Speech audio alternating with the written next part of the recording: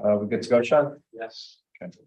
All right, good evening, everyone. Thanks for coming out tonight for the September 27th town board meeting. In the front of the building, you have an exit. Rear of the building, there's another exit. If you will, please join me in the pledge of allegiance. I pledge allegiance to the flag of the United States of America and to the republic for which stands one nation under God, indivisible, with liberty and justice for all.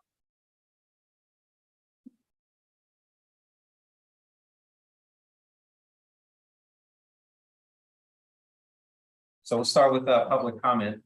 Anyone here in the audience would like to say something? Kind of waiting until the overage comments. You can, you have to, public comment is now. Or you could wait till the second public comment after the overage, but Right. you're only speaking up. There's a second public comment related to the agenda. You can wait for that. Okay. Okay. How about on Zoom? Anyone else? Yes, we have two people. Okay, I would ask that you state your name, what hamlet you're from, and you have 3 minutes. Marissa Beatty, I'm asking you to unmute. Hi, good evening.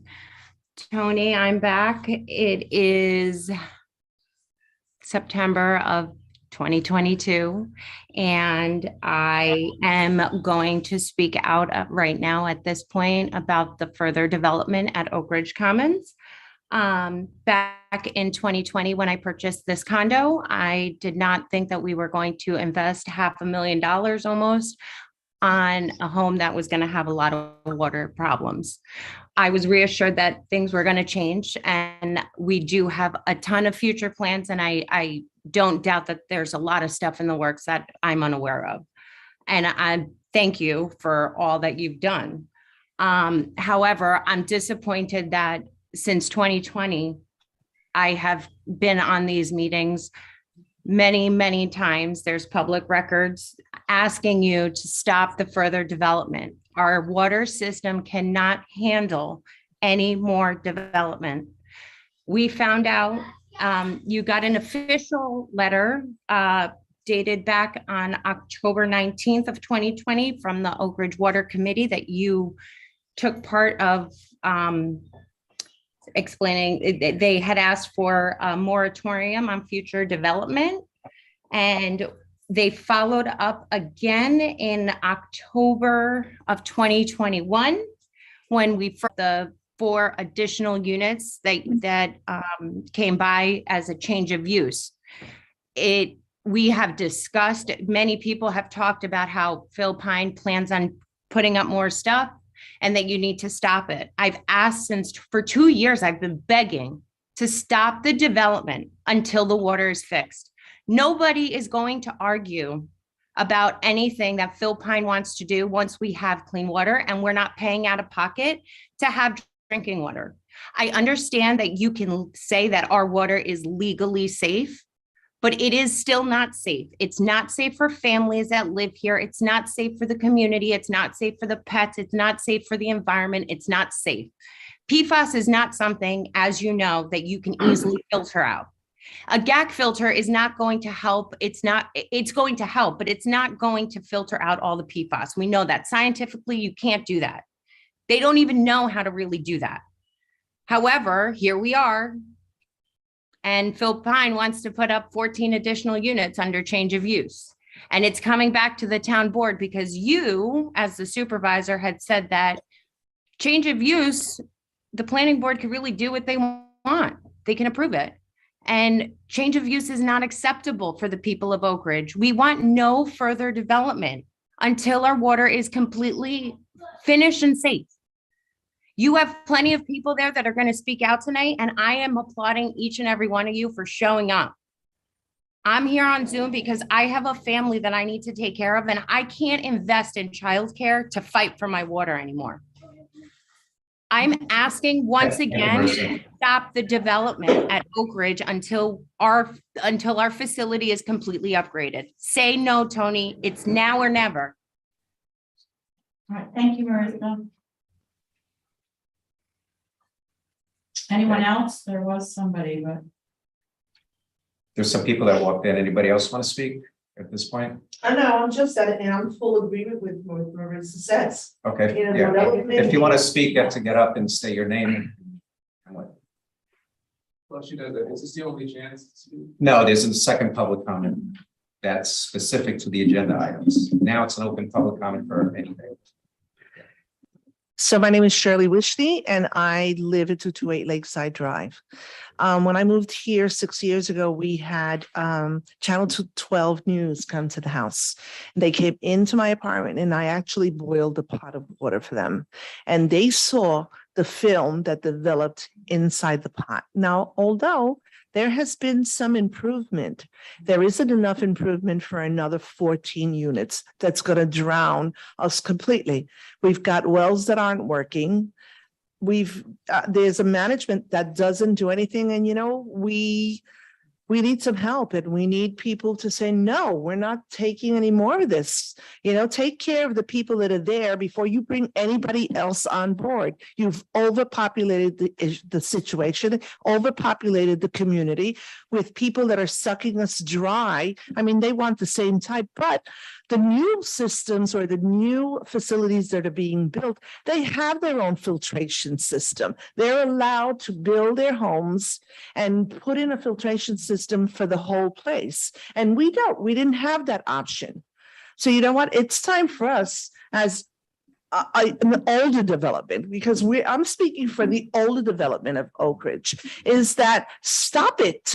Fix what you already have before you sell it out to everybody else. Fix what you've got, because our infrastructure and everything else, it's not just the water. The infrastructure in Oak Ridge is horrendous, and we're going by the wayside, and we're treated like stepchildren.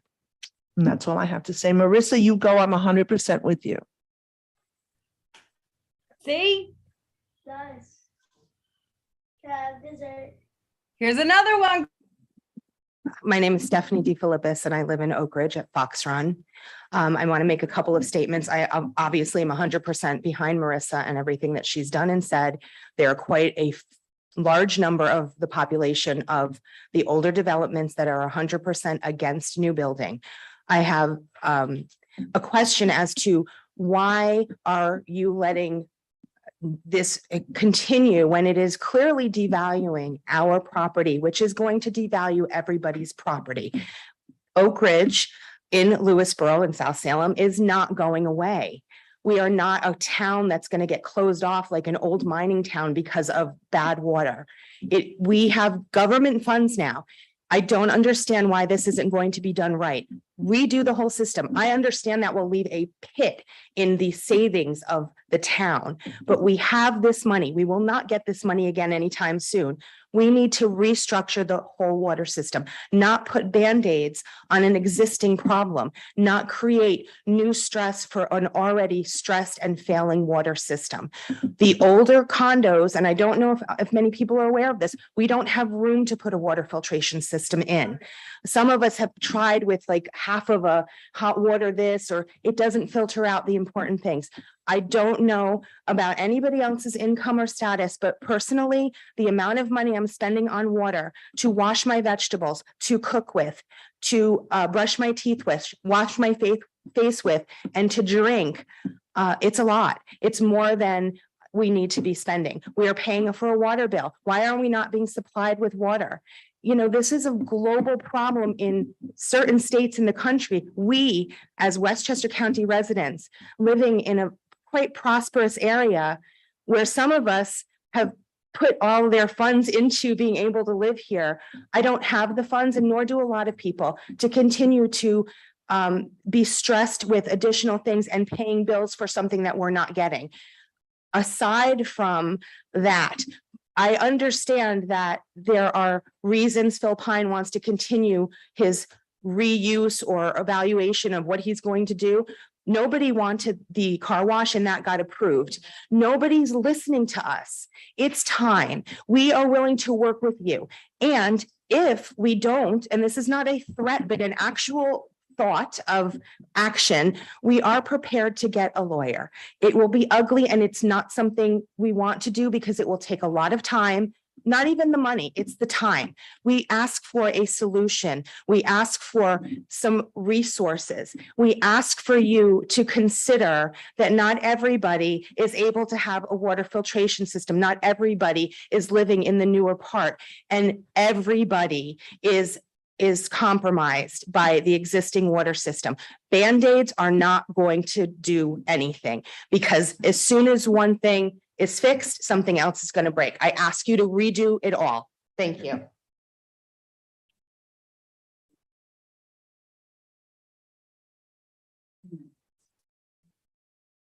My name is Patty Jean Jackie. I live on Fox Run. I attended the meeting we had, I believe it was last July, or perhaps it was 2 Julys ago, at the auditorium of the school. And at that time, Mr. Gunn. July last year. Right. Yeah. At that time, Mr. Gonsalves, you were the only person who had joined the board who paid any attention to us. And I appreciate the work that you did with Erica Agro and our president, Robin Gersten at the time. And I did speak there, but I just wanted to repeat that I've been at Oak Ridge for 13 years. And the first 6 years that I lived there, I had no problem with my water that I was aware of. I would see posted on Nextdoor pictures of black sooty water, brown water, pink water, yellow water.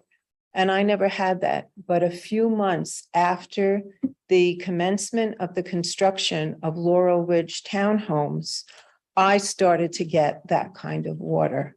Fortunately, there was a little bit of room in where my washer dryer and water system is. So I spent $1,100 to put in a water filtration system, but it only does just so much. When my plumber comes to help me change it, he instructed me, do not put a new filter on right away. Run a few buckets of water. I could not believe the filth that came out of the pipes. It took 5 or 6 buckets, and it was in that order. It was black soot, it was gray, it was brown, then it was pink, then it was orange. I mean, it just shouldn't be that way. And you were the voice that listened to us. Nobody paid attention to us from this board prior to your time there, and I appreciate that. So please, it's not the quantity. You know, Philpine can build the Empire State Building, but we want the water treatment sewer plant repaired and extended first. I mean, that was a great presentation you made of what the plans were, but to keep putting more pressure on the system. All of our wells, as Shirley said, all of our wells are not working. We just can't keep putting more pressure on it. It needs to be repaired first, then build whatever you want. That's all we're asking. Thank you.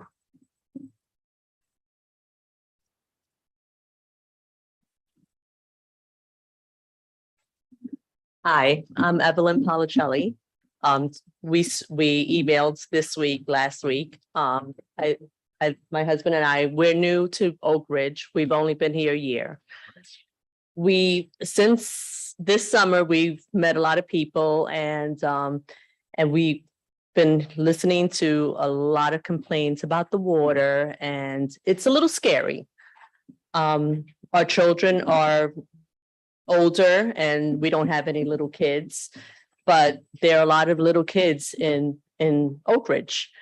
And we also agree that this building of the new units is a big mistake.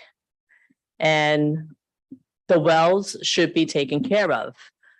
The grant, I understand there's a grant that was given. So we should, do everything possible to take care of that first, then build new units, bring new children in this this water, contaminated wells. It's not a good idea. Anything else, Vinny? No, I think people should, I work for an environmental company and we do water testing and all, all that stuff. And I've been reading, and I see that there is a lot of contamination, or there was, but it still continues. It still continues, but the levels are still little, they're not 100%. And I think that really should be taken care of. What street are you on? Laurel Ridge. Mhm. You said you and your husband have been in town about a year. Oh, yeah, we just made a year in August. Okay, Mhm. I'm just curious, can I ask a question? Sure, go ahead. Yeah. I'm just wondering, Typically, just so everyone knows, it's not a Q&A. Right.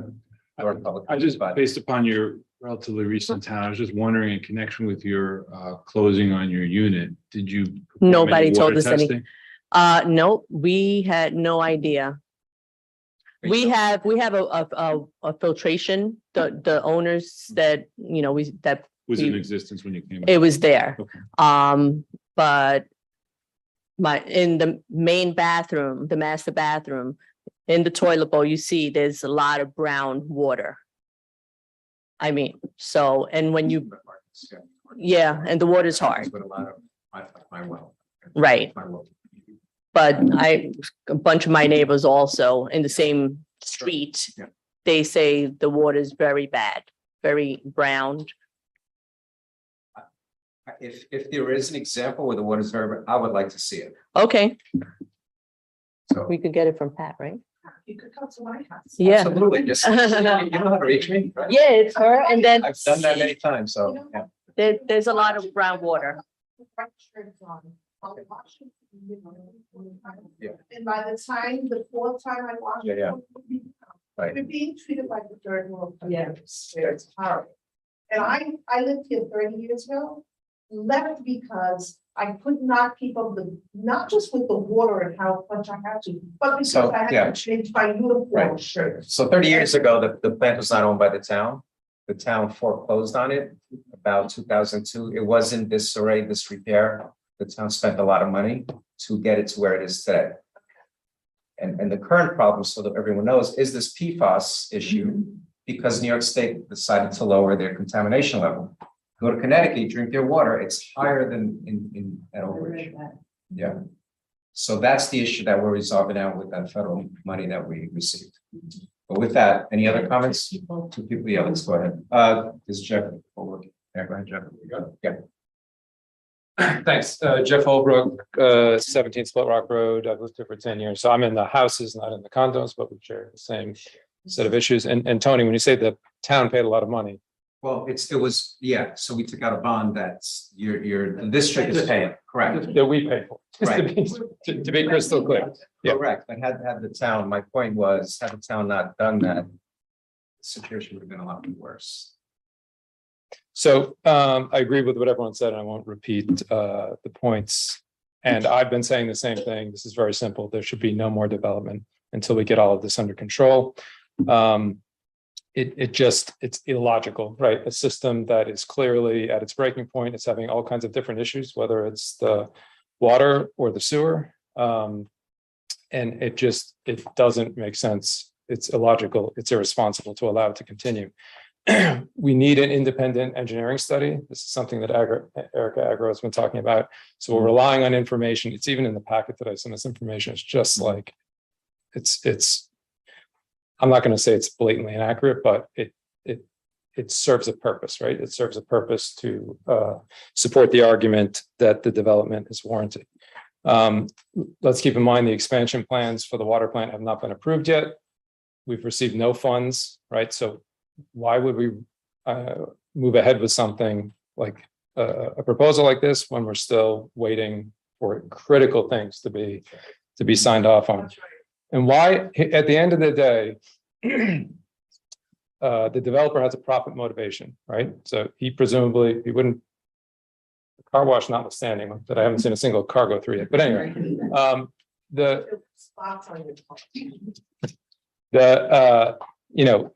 there's a profit motivation to build these units.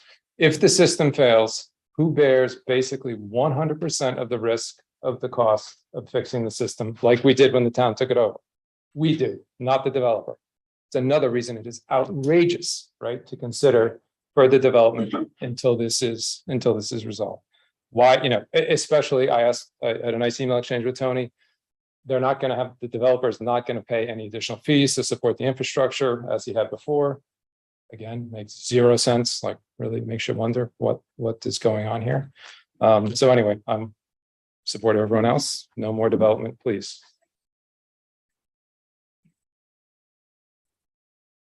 Two more. Okay. Kathy Deutsch. I'm asking you to unmute. Hi, thank you. I am opposed to further development in Oak Ridge. I'd like to remind the board that this summer, due to the drought, we were a hairline away from having to have water trucked in to supply the Oak Ridge residents with water that we really can't even use properly. I myself, between my water bill, my filtration system that I have to constantly change, and the purchase of bottled water, pay upwards of $200 a month to provide my household with clean water. I don't think any other Lewisboro residents have borne such a hardship as we have had to have. So I am vehemently opposed to any further development. And what if we have another drought? What if more wells get shut down? I mean, I think the system is clearly not functioning to the capacity that we need for ordinary circumstances. And certainly adding more use would be against the best interests of the residents of Oak Ridge and the town, because they're the ones who are going to have to bring in the water. So again, let's look at the history. Let's see how we have been compromised and stop any further development and move this project forward as quickly as possible. Thank you. Thank you, Kathy. I have one more. Simone Petromelis, I'm asking you to unmute. Good evening. I was going to wait until public comment two to listen to what the presentation was, but I needed to say I am so happy that all these Oak Ridge residents are here speaking out. I walk Oak Ridge almost every day with my 84-year-old mother, who also is suffering and does not want further building. It's just dreadful.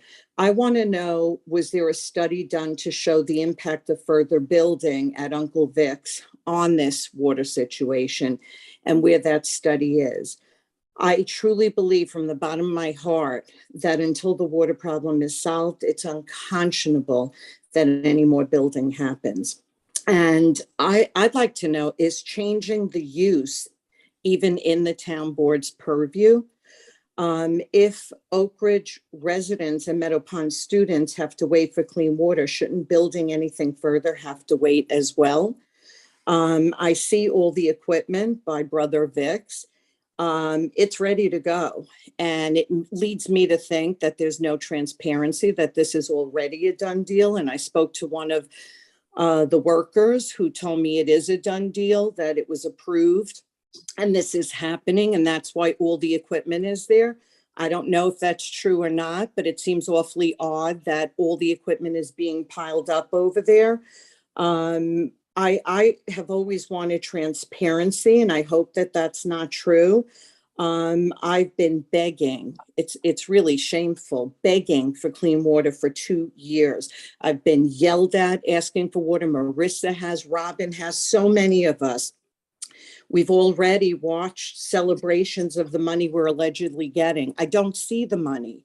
Nothing's been done. So until we get that money, until things start changing, do not let further building happen and torture these beautiful, wonderful residents. I am so thrilled they're here tonight. Thank you. Commissioner, one question, Simone. Sure. Simone, good evening. I saw, I think you had posted a photograph. When you spoke with the individuals that were Yes. With the construction equipment, did they identify who they were working for or retained by? Phil Pines, that's what he said, this one gentleman. And he said, and I had gone when they were selling stuff at Brother Vic's when they did a sale, and was told the same thing, done deals happening. And as I walk with my mom, because they always have equipment by, because they're constantly building, but this has gotten to be a lot of equipment over there ready to go. And I was told straight up that this is happening. Is it true? I don't know anymore what's true, but this is what the guy said. And Well, it's not, when it's not true. I can say that. It's not true. okay. Listen, Tony, I've no one to believe but you, but I'm telling you what I was told by a person who identified themselves as Phil Pine's employee.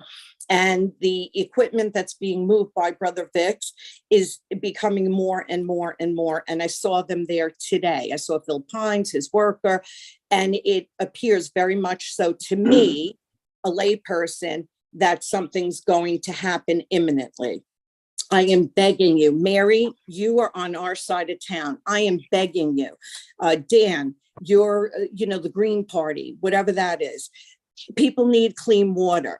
I mean, I don't think it takes brain surgery. And I know, Tony, and I know, Rich, that you have good hearts. You want people to have clean water. Kids are being bathed in this grotesque water. Thank you, Simone. We need to continue.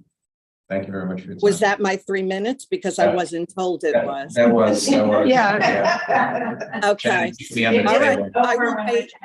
All right. All right. I will wait to public comment too. Happy anniversary to my friends. All right. Thank you. Okay. I think that's it, correct? Correct. Okay, so we'll move on to communications. I have one item. This was a letter from the New York State Department of Transportation addressed to myself, County Legislator Erica Pierce, Bedford Supervisor Ellen Calvez. Thank you for your correspondence to the New York State Department of Transportation regarding the condition of Route 35 in northern Westchester County, and for helping to facilitate the field meeting on August 16th with Senator Peter Harcum, Assemblymember Chris Burdick, and local officials. During the field meeting, we drove various state highways in northern Westchester County to review the conditions and to discuss maintenance plans and possible projects. My staff and I look forward to working with you in the future. New York State DOT personnel strive to maintain the state highway system in the best possible condition. Although Route 35 in northern Westchester is not on the New York State DOT capital program, New York State DOT professionals will continue to monitor this roadway and conduct maintenance as needed. New York State DOT professionals also will consider your concern as future projects are developed. Thank you for your interest and in support for the transportation system. So the field meeting gave you all an opportunity to show them from the DOT and Right, go out and actually take a look at that. And Right, find out the and issues. more importantly, we had the regional director, Lance McMillan, come down. So that was important that he actually come down and see it for himself. As well as there were 5 people from DOT that met with us on that day.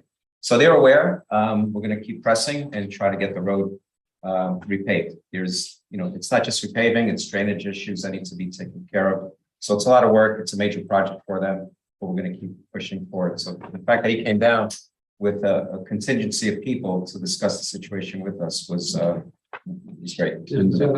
Was there any discussion about while they're there, they're doing something about that traffic light to add, say, push button crossings or something like that? There wasn't a discussion.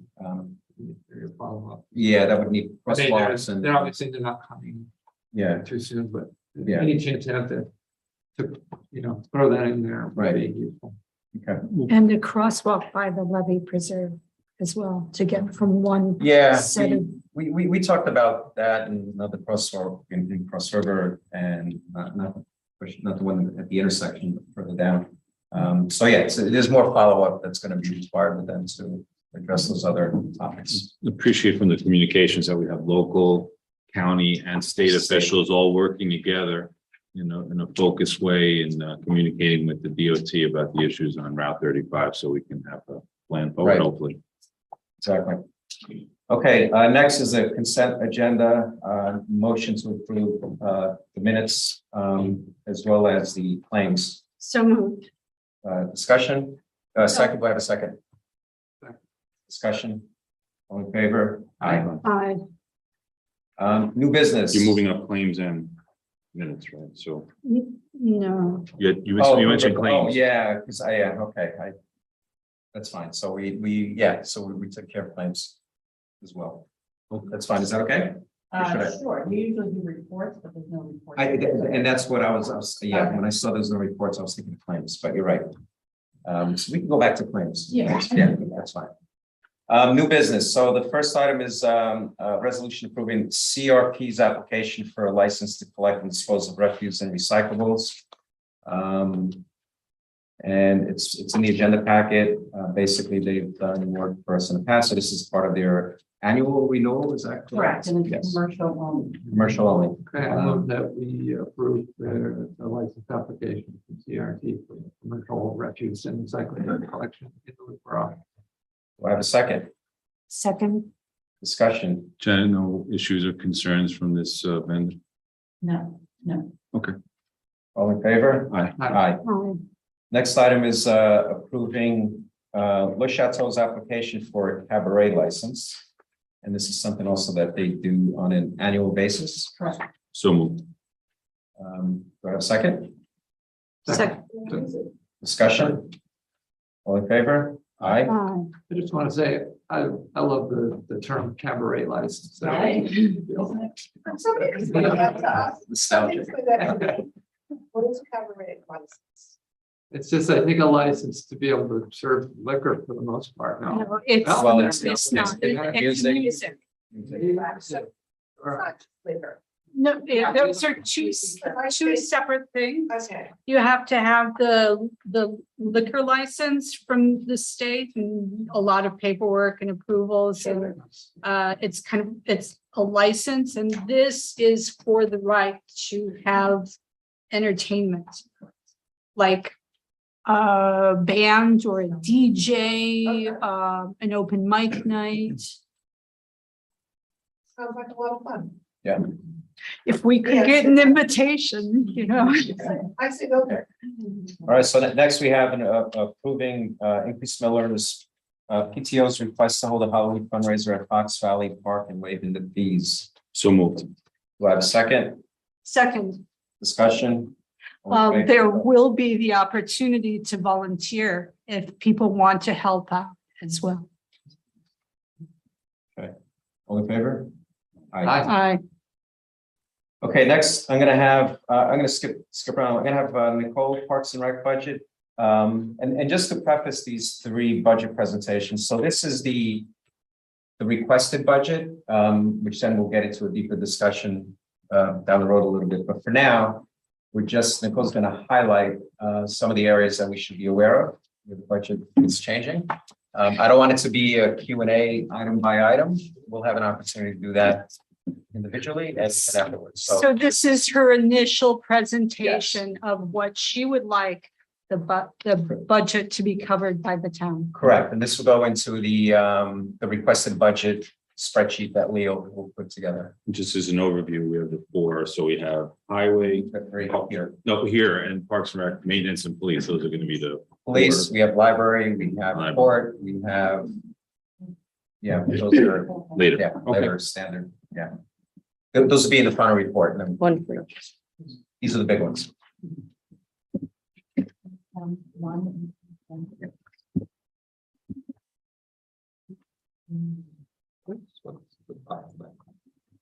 But it's not. Oh, it's okay. Oh, I see. That's yours. Look at what Janet's showing. There you go. Yes. Thank you, Bonnie. Thank you. That's the name I was trying to. She's more than balanced. Oh, Wait. I- I'll share with you. Okay, good evening all. Thank you for allowing me to take this time to give you my initial proposal for the Parks and Recreation Department. In the small packet, we've got a list of capital projects that I feel need attention, and in hopes that there is some funding for these to be addressed in 2023. Briefly, I can go through that we are looking for some work to be completed at the pool, which is desperately needed for 2023. Pool pump valves, strainer, large storage tank. looking for backstops to be replaced at Fox Valley, Upper, Onatru, and Vista Field. Paving of Onatru and Town Park driveways and circles. Foul ball netting on the backstop of Fox Valley Lower Field. Upgrade the bathroom facilities at both Fox Valley Park and Onatru. Town Park basketball courts. Looking for a color resurface and maintenance. Shed at Town Park, which is an all-year multi-program storage. The play structure at the pool facility has some aged and deteriorated parts, broken components that have just seen the wear. And probably the largest ticket item, which I believe has been on the list for a long time, is rolling the playing fields and drainage for fields 1 and 2 at Onatru. Another item that has been discussed, and I didn't put this on the list, but Tony and I believe all of the town board members are aware, are the bathroom facilities at the town pool. Absolutely desperate, but I think that will help us in the long run if that is something that we address. Yeah, that needs to be a priority. Correct.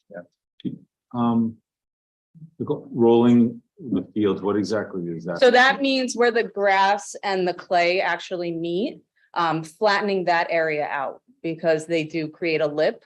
So looking to clean up the valleys that may appear in the clay itself and then flattening out that grass So it's area. a smooth transition from the field and. Correct. The drainage is the big item there, I assume. Correct. Yeah. There is drainage out on fields 3 and 4 that had been completed years ago when they replaced the backstops over there. But fields 1 and 2 really were the ones that needed to be addressed. Okay. So here is my proposed budget. The first page has a proposed revenue. Looking to keep it roughly about the same, a little over 1.2 million. Next page. There's nothing significant. We're actually lower in total compared to last year's budget. If I left a line blank, that's because somebody else like Leo or Mary oversee those funds. So I'm going to assume that it's roughly about the same for next year. It's just not figured into my total budget on those pages. Next page, the equipment line, 711002220. Keeping it at the same, but I am looking to purchase a utility gator for our parks crew to get around the parks. Definitely a desperate item. It's beyond repair. The brakes are going, parts are falling apart, falling off. Definitely a replacement is needed. Field and play area maintenance, looking for a $10,000 increase. LBA had met with Randy and I, looking for Town Park baseball field to be resodded, edged, really put some more grass into the infield pitching mound area. And we are thinking that $10,000 would cover that. Preserve maintenance. We're looking for an increase in that.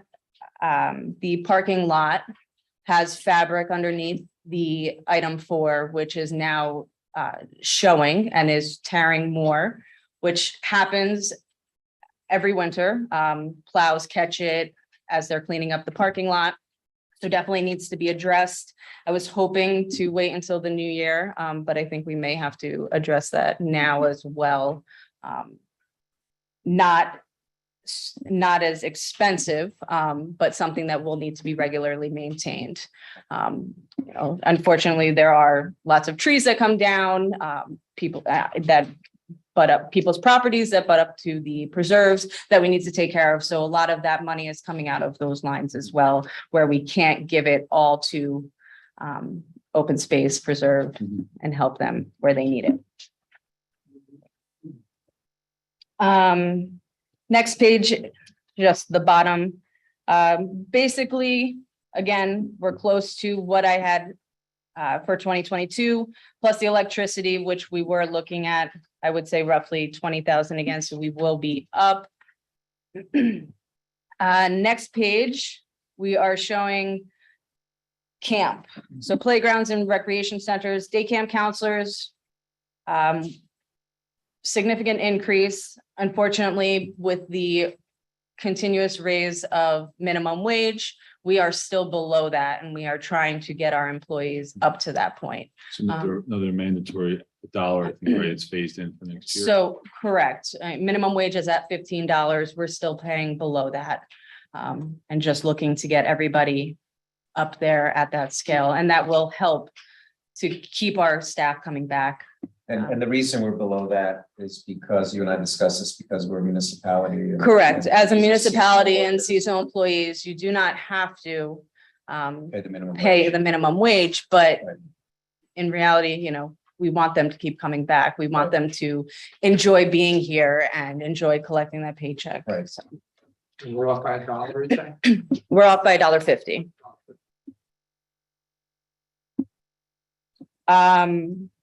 Same thing with day camp aquatics, the $10,000 increase. And then our camps. So these are just the budget that goes to what we purchase for the camps themselves. So whether we're going on trips, we have entertainment, any supplies, everything has increased. So we are over budget on every line. But we also had a significant increase. We compared to 2019, the amount of campers enrolled compared to this year. And that really shows where, you know, why we spent so much more, not even just because of the inflation prices, but we had more bodies. Camps for 2022 were essentially a capacity. Is that Correct. So we were at, we actually had 49 Little Explorers, more Little Explorers than we did in 2019, and 45 more at Main Event. So you're looking at almost 94 extra children compared to 2019, but still working off of the same budget from them. So for 2023, if we had more staffing, would there be more ability to increase capacity of the camps even further based upon any physical limitations of we facilities? can. So it, you know, we, at the beginning of registration, we take everyone, and then we look at our numbers, and then we max at our ratios, because we have to meet a ratio for the health department. So once we hit a specific number, whether it's a ratio of 1 to 6, 1 to 7, 1 to 8, then we can cap those numbers. If we have the additional bodies, then we can bring in the additional campers. So yes, we continuously monitor that to see how we can. So yes, across the board for this specific department funding, we are significantly up, but in hopes that we have the numbers and we offset with a little bit of an increase on fees to help. Right. Next page, pool. Again, up a little bit for staffing.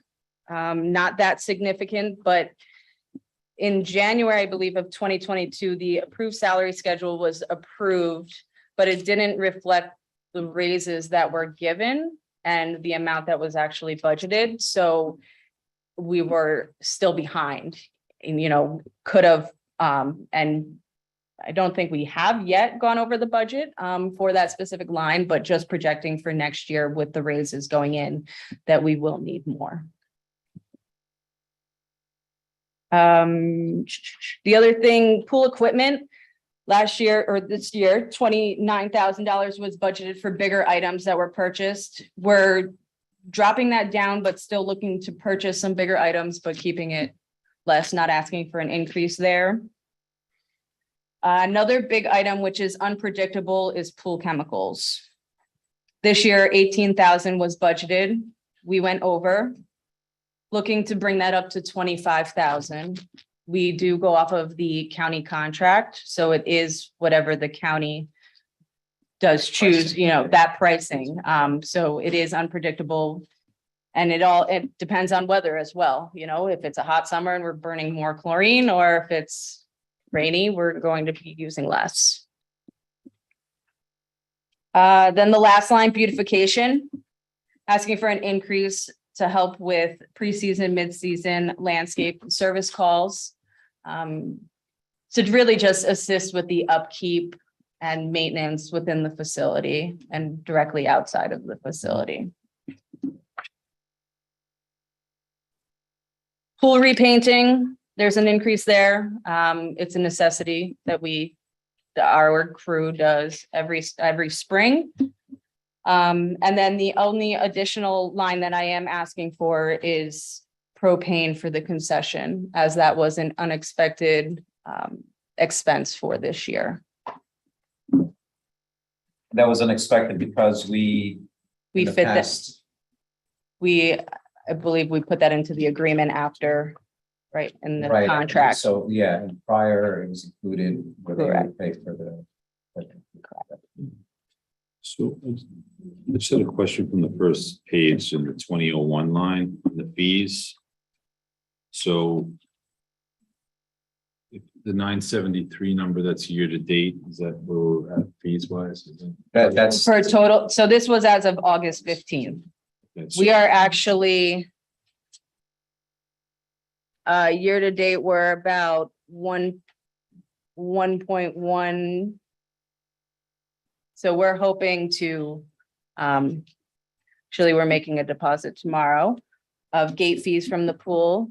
And we're expecting anticipating at least $100,000 to $125,000 additional for basketball registration, as we just started our fall registration. I'm just remembering from last year's budget, we were trying to be a little more, I guess, aggressive as far as revenue projections for Parks and Rec, and it looks like that in 2022 come through. Yeah, if not, so we appreciate that. Thank you. And we appreciate everybody in the community taking advantage of our program. Parks and Rec. And I have to say that having just been at Leon Levy Preserve on Sunday, helping the volunteers haul bridge lumber, that they were complimentary of your staff of the work they're doing, maintaining the area around the remains of the Black Mansion. Oh, that's So a shout out to your team. Thank you. Tennis, we're remaining the same. Next page, I think the only significant increase under youth equipment, because it would be at the park, is a new town park welcome sign. So I originally did start working on those, but after I saw the price, we could try to propose that for next year. And then What kind of sign? Is that like the white sign? so it's actually going to be a lot larger, whether it says welcome to Lewisboro Town Park. Originally, my thought process was that it would be after you entered the park where the kiosk is, where you divide. But after Tony and I discussed a little bit more, I think that we would put that sign out front, because the white sign is a little difficult for others to see as they're driving by. So if there's a nice large sign, and then inside, I would like to have a post with directionals, so residents know where the playground, the basketball courts are, where the pool is. And then it gets people from stopping at that kiosk, and we can move that more into the park. It was actually our county executive that complained. He said, "You got to get a larger sign," because he missed. Yes. Communication is a good thing. Yes.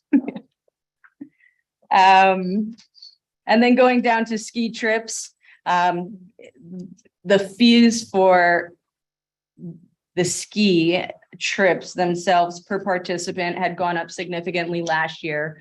And registration fees did not reflect that because we didn't know when we started advertising. So now we are trying to get ahead on that. as we this year have increased our registration fees to reflect in hopes that we now will be on the right path. Next page, keeping it the same for celebrations, 4th of July fireworks. Last page, programs for the aging. The only thing is the nutrition program, again, will be roughly around that same amount, could be a little bit more. As of August, we were already over budget. Last page, second to last.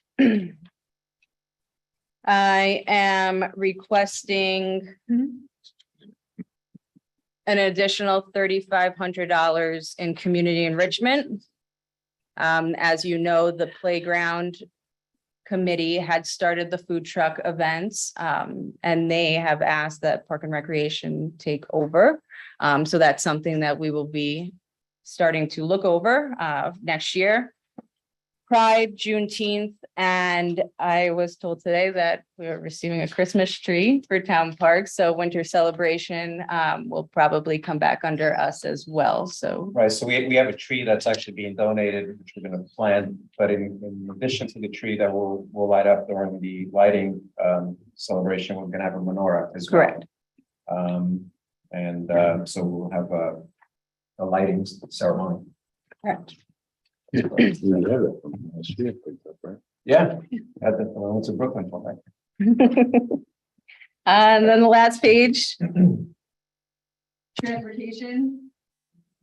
Again, roughly, we're keeping it just about the same. The only thing, I am increasing the senior bus driver rate, hourly rate is up. Probably about 84 cents, I'm increasing, and she works roughly 10 hours a week. We're assuming around 50 weeks. She also is, in addition to driving the senior bus, she does assist Pam if she is out with taking seniors to medical appointments. Yeah, so that's the additional 5,000. And then the only thing is that we have not received our invoices from Casella for the gas and leases for the day. Okay. So thank you very much, Nicole. You're welcome. So this will go into the preliminary budget that Leah will put together, and then we'll have an opportunity to have another round of reviews and discussions. So I think that next would jump to highway, Peter. Yeah, Peter, that's a great job. It's Yeah, just, thank you. in future, it'd be nice to maybe have a kind of executive summary of like, okay, what are the totals, and like if there are any items in here that are like something that we're not used to seeing. Just like, oh, sure, it'd be nice. But a great job. Thank you. Thanks for all your hard work.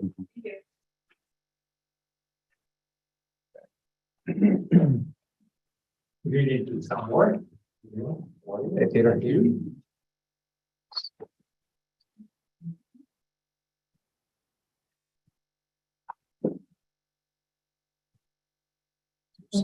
I too would go down page at a time, highlight.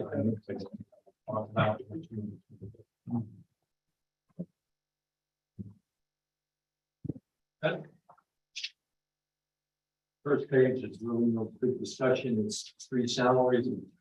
Pretty much one of them set by the union and set the salaries.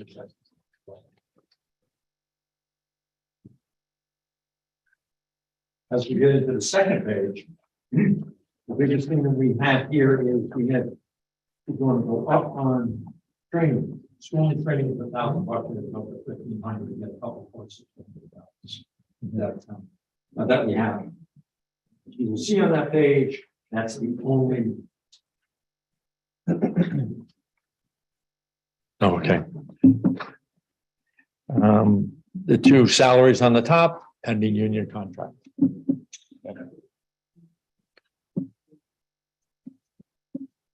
On the third page. We go on the third page, gasoline and diesel. We budgeted for, as you can see, 36,000. We have already spent $46,000 on fuel. Peter, just Okay. excuse me, in the back, if you want to talk about something, thank you. And I think we all know where fuel and diesel is going. Yes, it seems to be gas is coming down, diesel isn't.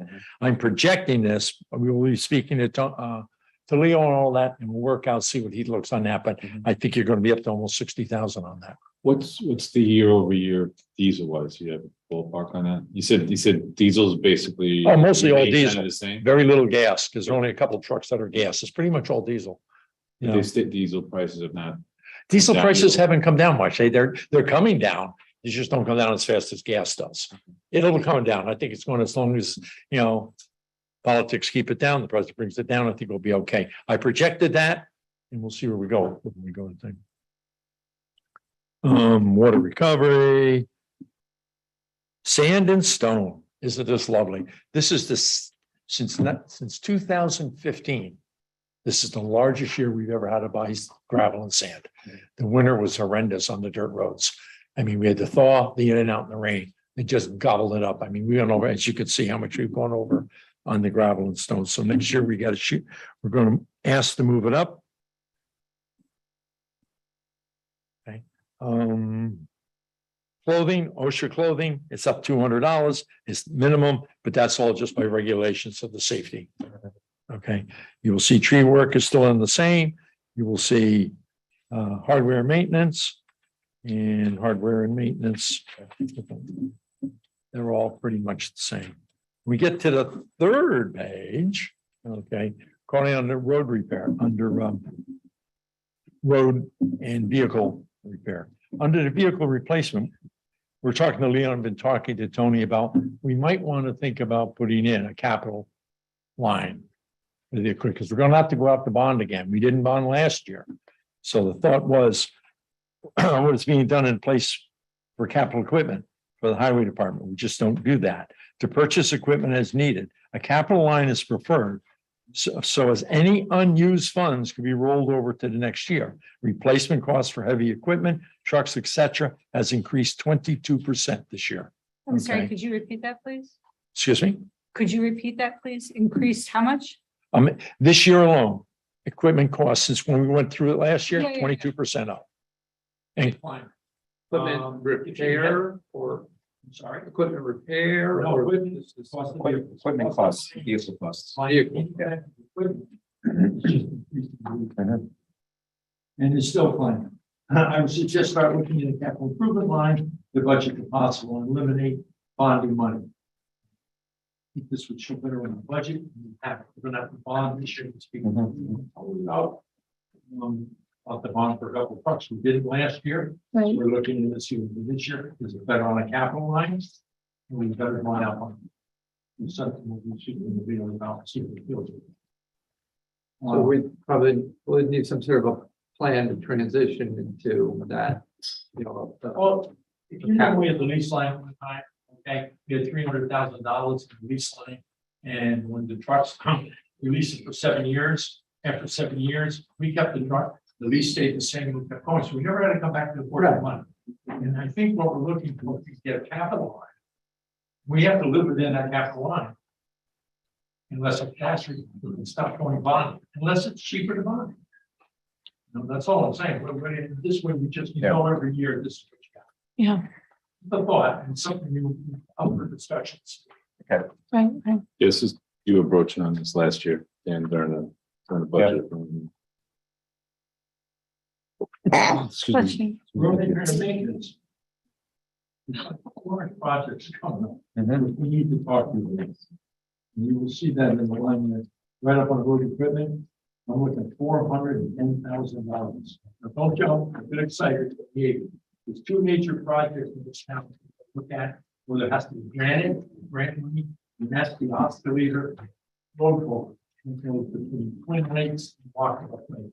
It's come to the point now, Heller Sessions has looked at it, engineer. That being said, you're looking at anywhere, at the original budget, it's 300,000. As a letter today from Heller and Sessions, we could be up to close to 400,000. Could you just explain exactly what that is for people who are Basically, listening? The culvert that runs between the two lakes under the road. Right now, it's a galvanized pipe. And it's big enough so the canoes can go from lake to lake. The galvanized pipe is coming to the point now that it's starting to egg down. And it's rotting on the side. Our engineer came out and both the head walls on both sides started to cave. His suggestion was to go to a box culvert. Eliminate that total, pull it out, go to a box culvert. If it's concrete, it's a little bit more. If it's metal, with a concrete floor, it's a little cheaper. This being said, that will last. You're not gonna have the water, up against the metal. His feeling was this is the best way to go. The only problem with this, no matter how we do this, it's gonna be very big inconvenience. I mean, that road could possibly be shut down. We don't know that. This is the one out on the end of, right. See where Johnny lives. But it's Right here too. Yeah. oh, it's the one on Oskalita? Yeah. The main one on Oskalita. In fact, Paul Lewis was. So this is something we have to look at and it has to be done. When we do it, we would have to rely on Croton Falls Fire Protection to be on alert on that side to come in, and they will do that. But we'll do it as fast as possible, and Keller Sessions trying to come up with an idea if we could possibly get half of one open or half of it. It really depends on what we pull out of there. That stuff is, You want to do but it's done. It's almost like the 51 road when it came down. This is it.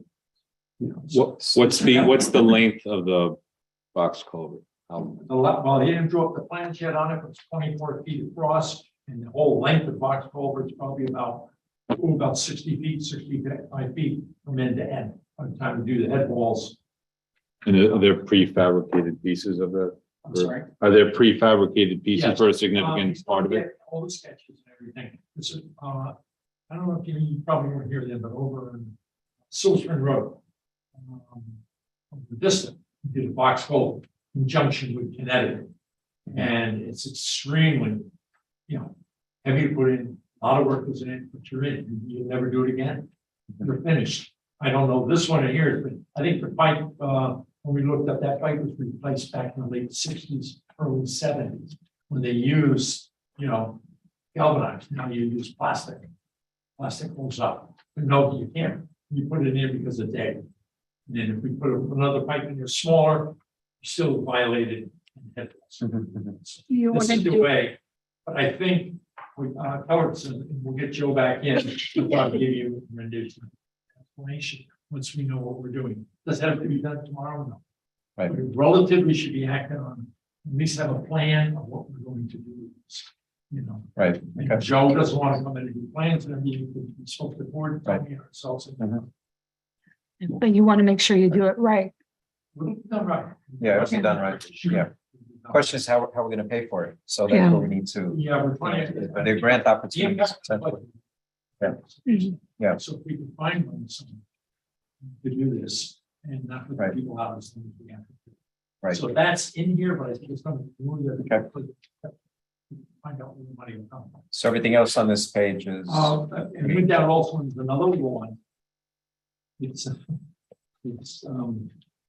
smaller culvert down on Pettit Road. Better Road. So we're gonna look into doing that in conjunction ourselves with some outside help. Contract. Okay. And that was the major thing I wanted to get to you on that one. You will see basins, catch basins from the 30 to Western 45. This year alone, the guys have put in 900 feet of culvert pipe, okay, 28 basins. Every road that we blacktop, we pull the basin. And every one that we pull the basins is with galvanized, 2 to 1, it's got a problem. So we do that work at the same time. We pay to blacktop the road and do it. So that's why the basins and pipes are up. And we replaced it in all the plastic. Okay, so right. that's what, and every year we go along with a little bit more, a little bit more. The next page. Yeah, it's a pending contract. Yep. Signing That's stage.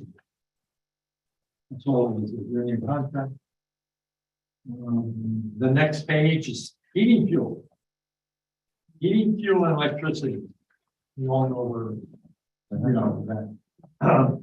We predicated $7,000 for electricity. Right now we're at 5,700. We may make it. Okay.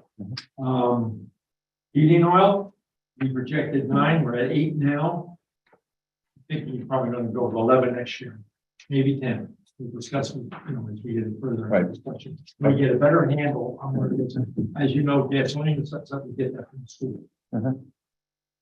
There a chance to look to lock in the heating fuel early? Better. Our fuel, our gasoline is controlled by the school. Right. They lock in. Yeah. As far as our heating oil, yes, it's all under state contract. And we go to the state or the county contract, whichever we get a better shot for, is the one we go for heating fuel. And I think Joel Smith will verify that with the buildings and how we do it. Right. Telephone, the same. Not a lot of goals. Going back over to the next page, starts off with virtual service overtime and the contract. Outside contractors. Moving it up because at the cost of gas, we may need another contractor this year, we don't know.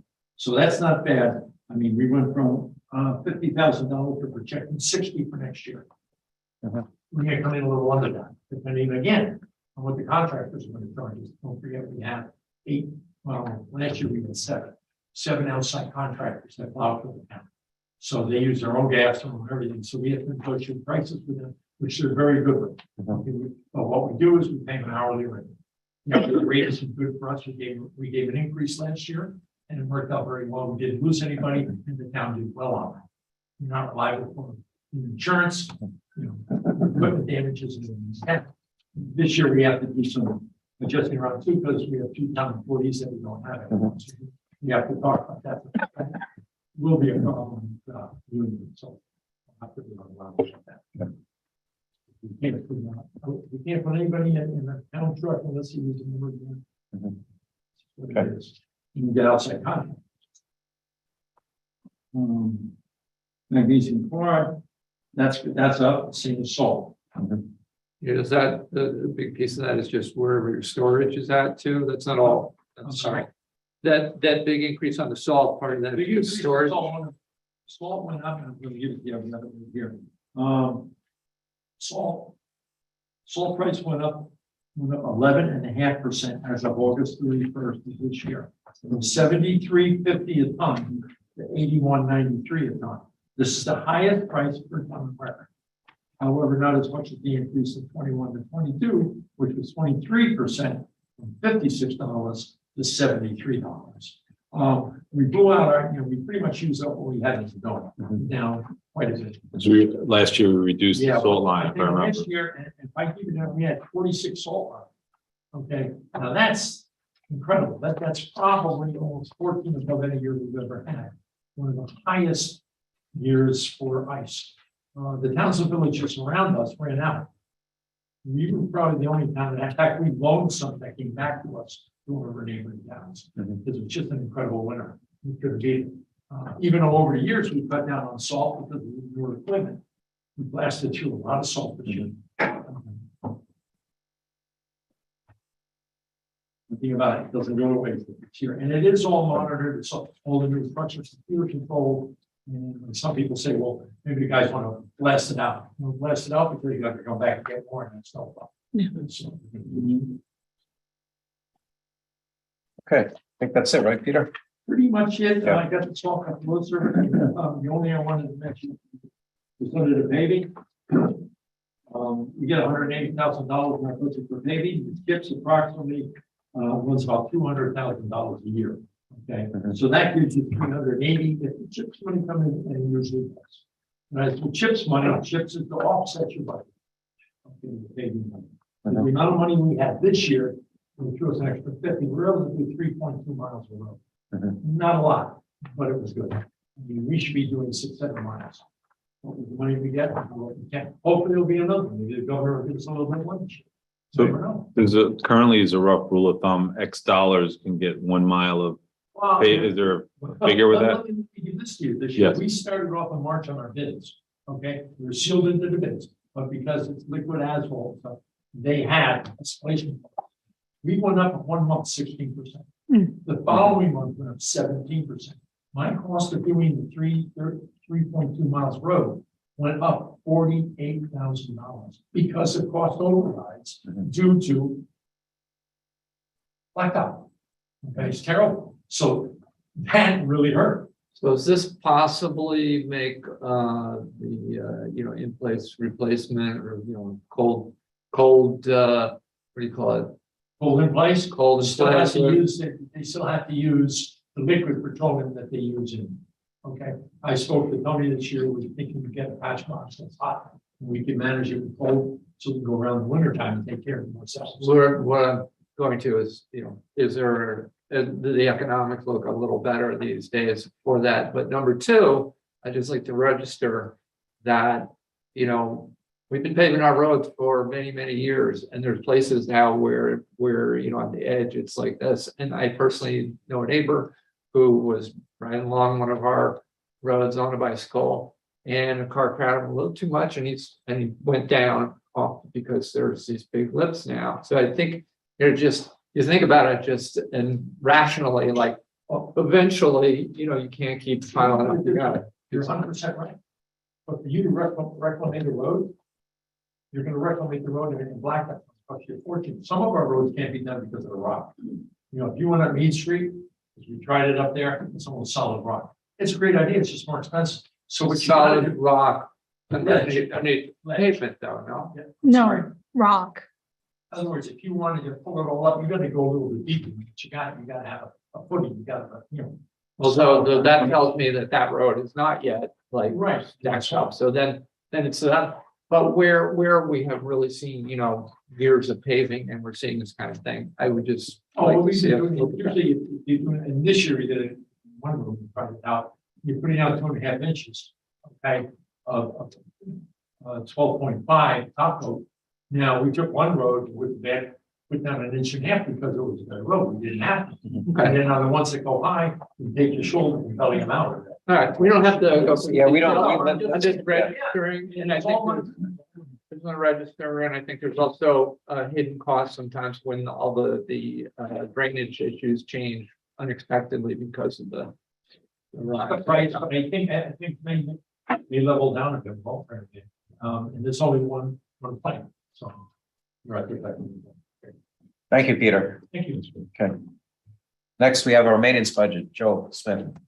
No.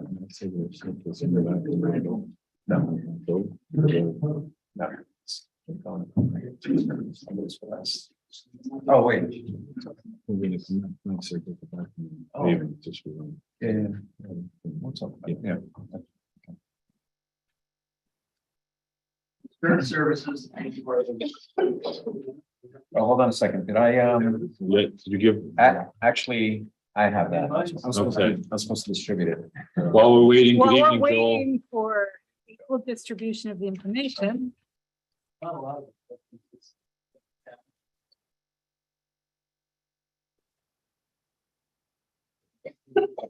And one thing I forgot to mention earlier, so Andrea Arendo, our other board member, is on Zoom, I believe. Yeah, she was not able to be here tonight.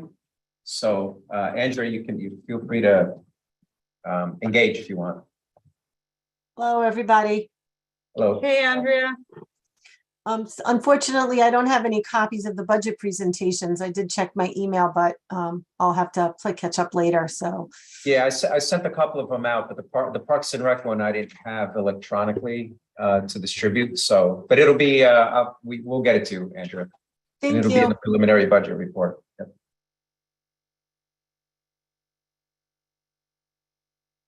So basically, mine can be something like electricity and fuel, fuels are up, but other things are down, and then so overall it's down 15,000 last year. Why are things going down? Other things like seasonal work, seasonal helpers. It's just the amount of work that is done or something. Is that? Just wasn't. It wasn't called. Helpful. It wasn't helpful. No. That's overtime. So, I mean, besides that's down, the cleaning budget is, it's up by 6,000, but I'm cutting the some of that is seasonal language is going down.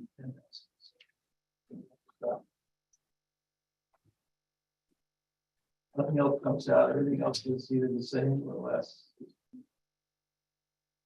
That's fuel. So the bottom line is you're basically underneath, below last year's or this year's budget. And the IT line is up 5,500. Licensing, we're outsourcing our firewall monitoring. Okay. We have a company student, we're keep reporting on breaches and that kind of stuff. That's something the auditors want to see. So, yeah. Okay. Reduced request from just over 19,000. Okay, it's pretty straightforward. Any other questions for Joel?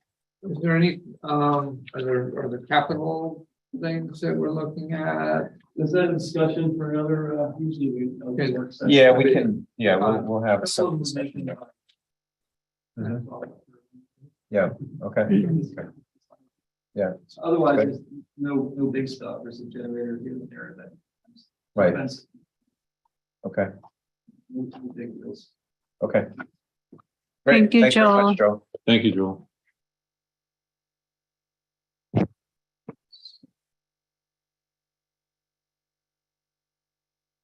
Okay, so next we have Smithridge Associates, the Oak Ridge Commons change of use of 14 residential units.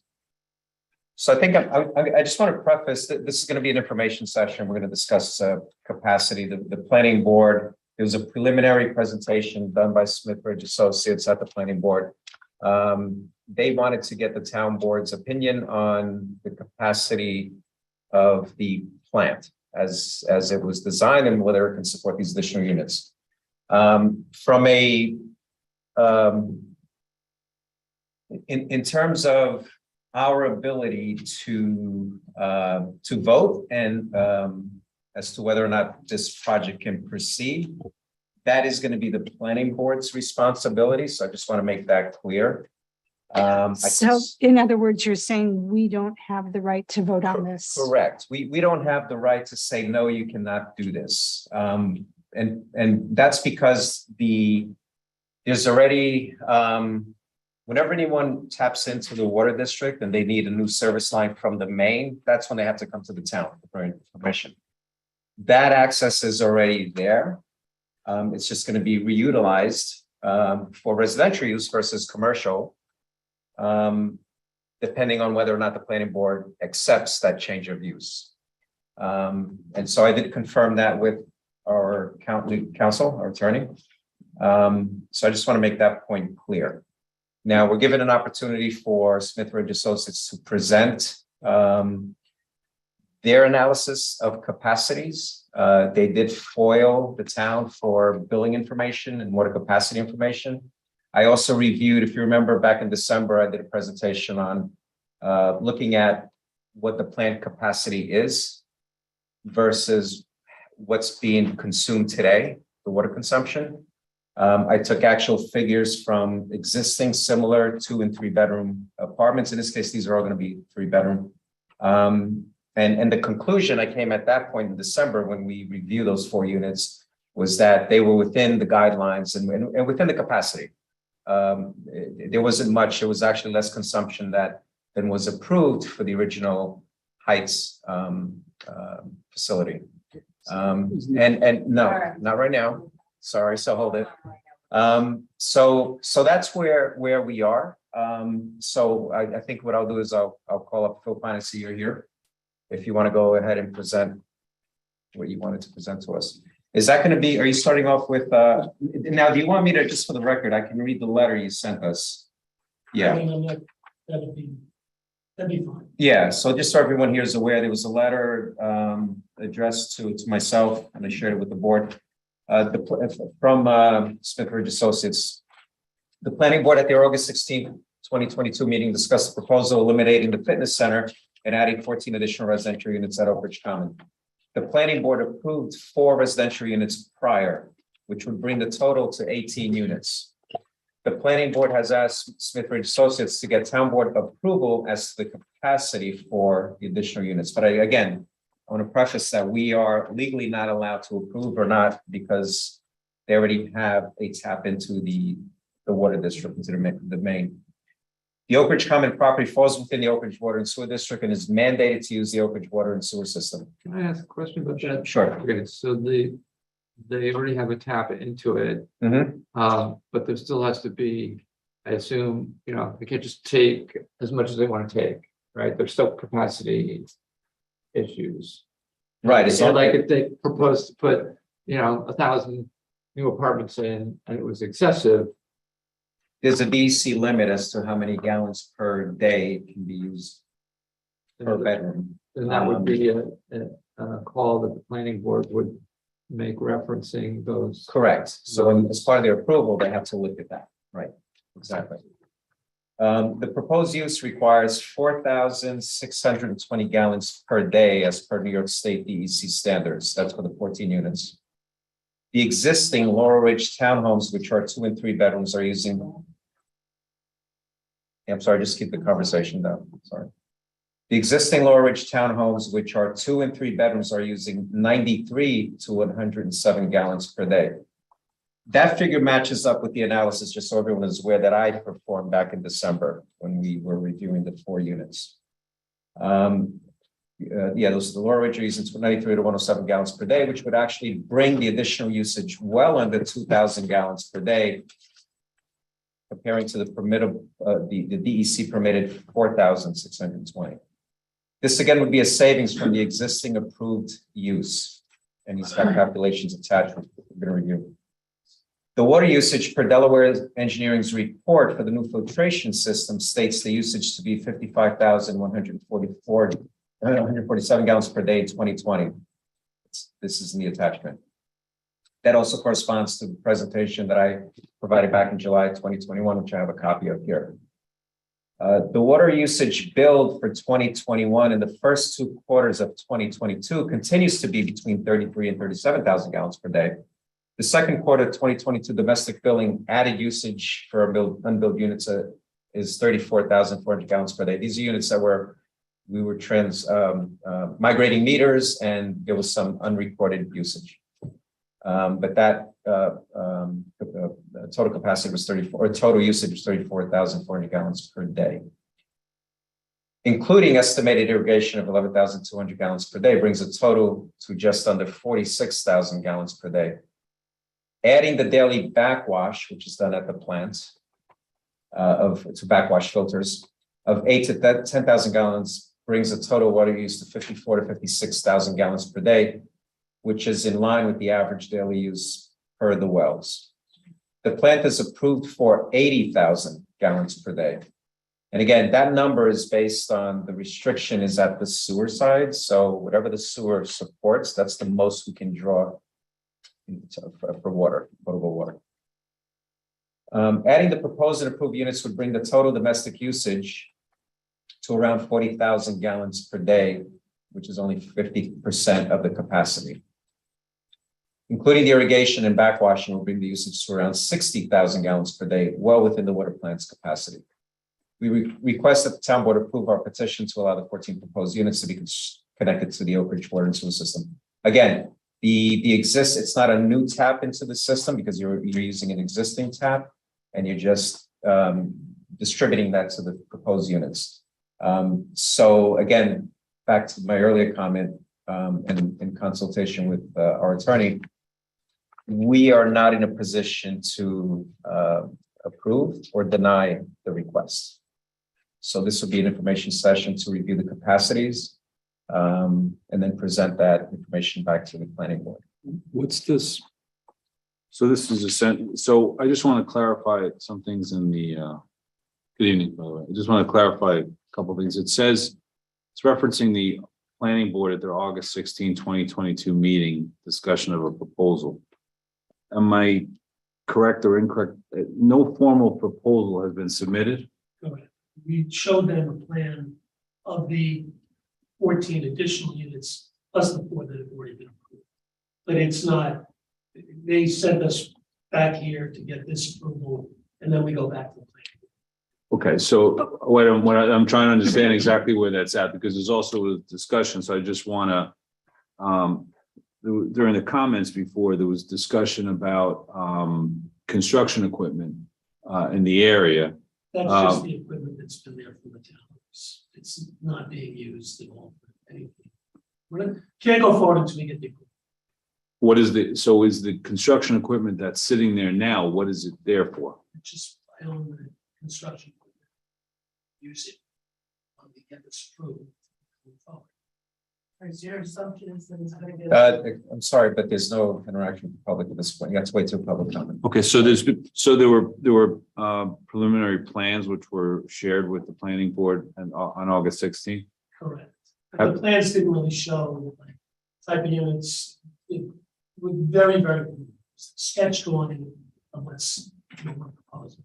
Okay, and are those online if people want to take a look at those? No, we never got to that point. We Okay. set this directly here to deal with the water. Okay, and I just, thank you for that. I just like to clarify with council. So I'm just so from a legal perspective and us as the town board, this is here before the town board today for what purpose and what's our role in this process and this coming forward today? So before Greg answers, let me just read, this was a note from the planning board chair. Yeah. Well, I'm just trying to get the legal aspect of it first, and then that's, you know, Okay. it's fine to you. I just want to Yeah. speak to our council about it. I want to hear from that. Okay, so everybody wants to answer. I'm happy to answer it. Okay. Sure. So you're the commissioners of the water district. Okay. But what is being proposed on a preliminary basis is a change of use from one conforming use to another conforming use. It's already, the residential multifamily is already a permitted use in the zone where the property is located. The applicant or the proposing party is a ratepayer within the district who presumably pays capital and operations and maintenance charges on an annual basis for the district.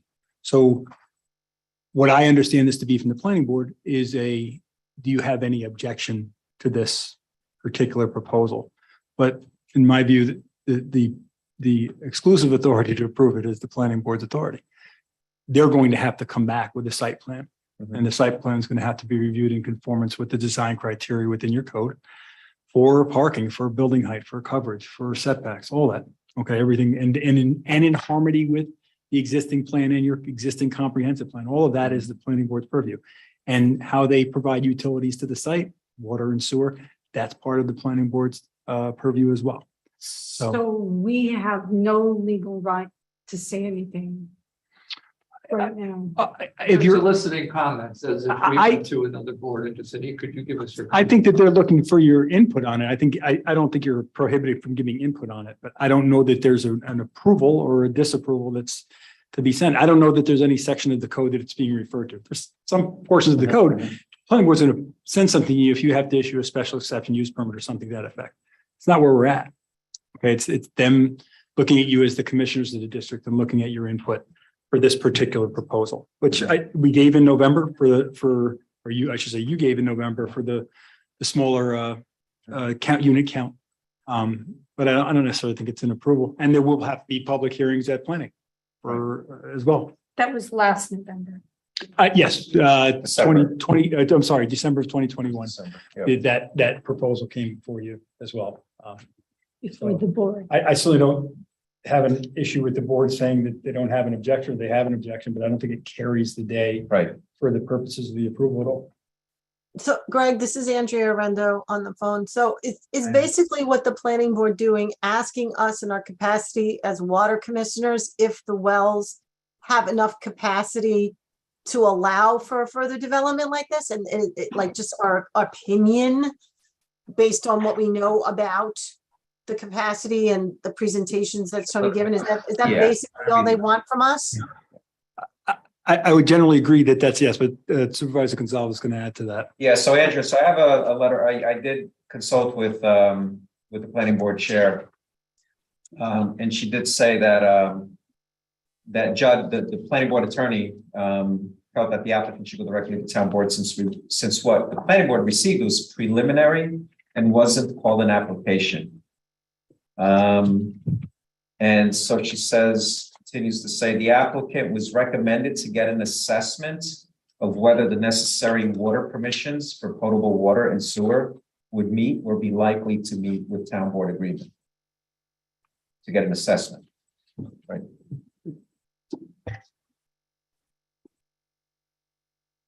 This is from Janet. Right. So with that, I think if you want to go through the numbers, we could have that discussion and, yeah. Yeah, so let me, Sean, is the projector, will it turn on when I do this? Let's get it up.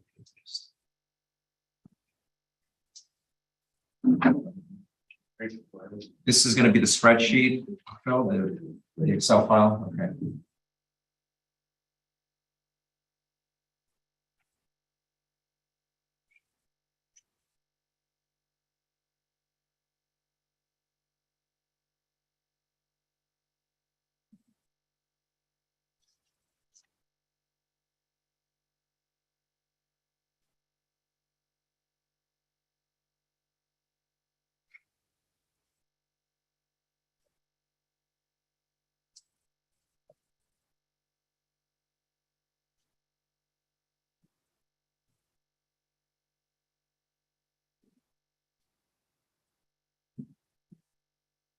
Okay, so let me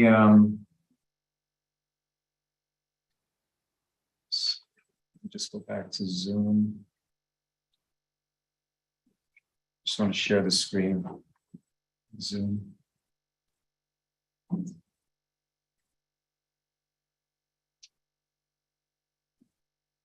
This page of the agenda.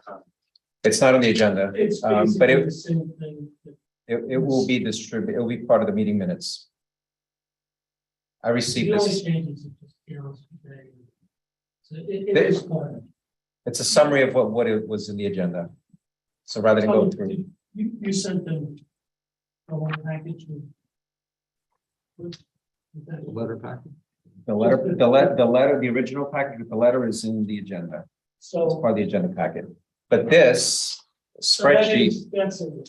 yeah, this is in there, right? It's in there, just the only thing that changed on that is just putting in gallons per day and per unit. Okay, So okay, the rest of it is in the package you have. And just as gallons per day and gallons per unit per day, it's the only thing that. And it's just the line. So initially, we came in and asked for 4 units. use this. I handed it out. We use the restaurant as the existing use compared to significantly less usage, the 4 units compared to the rest. With the EUC. We're doing the same thing now, the fitness center, which is the existing space that's in there now. We use the DEC standards for that. And we compared DEC standards for 14 apartments. 14 apartments comes out to 4,620 gallons per day. The actual baseline existing is going to be under 2,000. It's less than. So. Sorry, my cursor was acting up. I'm sorry about that. We'll just explore. Yeah. That's it. So what we did was we foiled the actual billings from the town for the last 6 quarters, and they were coming in that 33 to 35,000, 37,000 gallons per day. So what we did is we took that foil, we actually put it on a spreadsheet to make sure everybody's getting it. So we made sure that 207 units were getting built at Oak Ridge, made sure that 46 units were getting built at the townhomes, made sure that 22 units were getting built at Kona Valley, and Oak Ridge Condo was also being built. So what you see here is Oak Ridge Condo, 278 units. The figures in the first column are all directly from the billings. So this total of 2,799,000 gallons. Pulling out irrigation, because irrigation is, this is domestic, home, potable, whatever it is, water. That's what this column is, irrigation. Discuss that. Well, I'm a little confused. You use the term billings and then you use the term as far as essentially gallons. So Okay, so I this just, is, this is the billings based on gallons. So Billed this gallons. is, yeah, it's the billed gallons is what it is. so you're taking the billings that were through a FOIL request, you got the amount of money that was. No. Okay, that, let's take it, you gotta, that's why I want to go Correct. in sequence here, so So what everybody we understands. built. Yeah. So what it was we got the gallons billed through the FOIL. So these numbers here are all the gallons that were billed to each individual unit.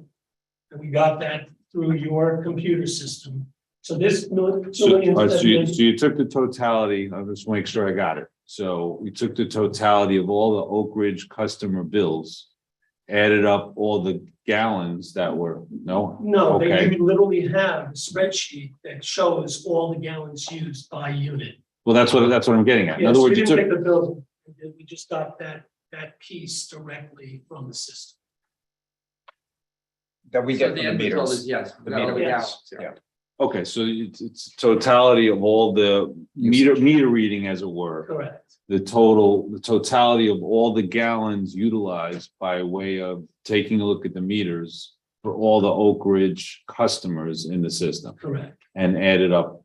And you did So- that multiplier. So each one of these, you'll have the individual units that'll add up to that number. So Oak Ridge Condo, we did it by entity. So Oak Ridge Condo, we wanted to make sure that all 207 units were billed. So we got the billings, we put them all down individually. There's only 400 users total. It's not something that took forever to do, but we just wanted to make sure that everybody was being billed. Because the numbers were just not lining up, what was billed and what the usage looked like at the plant. So we were comparing the two. So we took usage from your system by unit, saw the units that were not being billed because of issues with The meters, the yeah, transition issues, of yeah, meters, yeah. 3G issue, 5G issue. And we then estimated what that usage would be by taking the average usage of the condo, adding 20% to it, so that you're not missing any usage on the domestic side for your water system. So that's Domestic meaning residential? residential, also Using the term shopping center. domestic is, Yeah. I just want to make sure we're in the right term for everybody following along. So what it is, it's shopping center, Kona Valley, townhomes and condos, which are these three. You got condos, which Commons Shopping Center. Lowers, these are the townhomes, and that's Kona Valley. So this is 22 units, 46 units. Commons is not including, obviously, the space that's not online right now, 30,000 square feet. That's not. And then Oak Ridge Condo. So all those subsets together make up all the customers of the Oak Ridge water system, essentially. Correct. Okay. So this 2,799,000 is what was billed gallons billed by the town in the second quarter of 2022. So that's that June 30th, 2022. In the second quarter, not Second the quarter. first half of the year. All of the other ones lined up. What happens is your irrigation part of this equation, which we'll get to next, is what kind of throws the thing out of whack. So 2,799,000 is what was billed gallons wise for your domestic usage, what we just discussed a minute ago. The estimated numbers are, again, taking what any bill that was under 1,000 gallons, anybody, we just took that bill and added what was the average use for condos, shopping center didn't apply. The only thing that applied to shopping center was the car wash. So that's the 45,000 gallons that you see right there. Everything else of the existing use was included in these numbers. So with 256,000 estimated gallons, again, we used a 20% factor over what the average was. On the Oak Ridge condos, Oak Ridge Common, that's just a car wash. Townhomes, there were 3 units that had some wireless issues. So we took the average for those 3 units and we added the 30,000 gallons to that. And then Kona Valley was all 22 units were being built. So you didn't have anything extra there. So these numbers, this total here, 3,130,000, should be your gallons used for those entities for the complete water district outside of irrigation. So that 3,130,000 is 34,400 gallons per day. That's what you're using for your, I'm gonna call it domestic. We understand what the, That's the build usage. well, that's actually what's The being capacity, what's being distributed distributed, yeah. to the district, 34,400 gallons. Right. Your capacity is 80,000 gallons. The plant was not designed for irrigation. And there was a restriction on that where the condos have no irrigation, which the 278 units.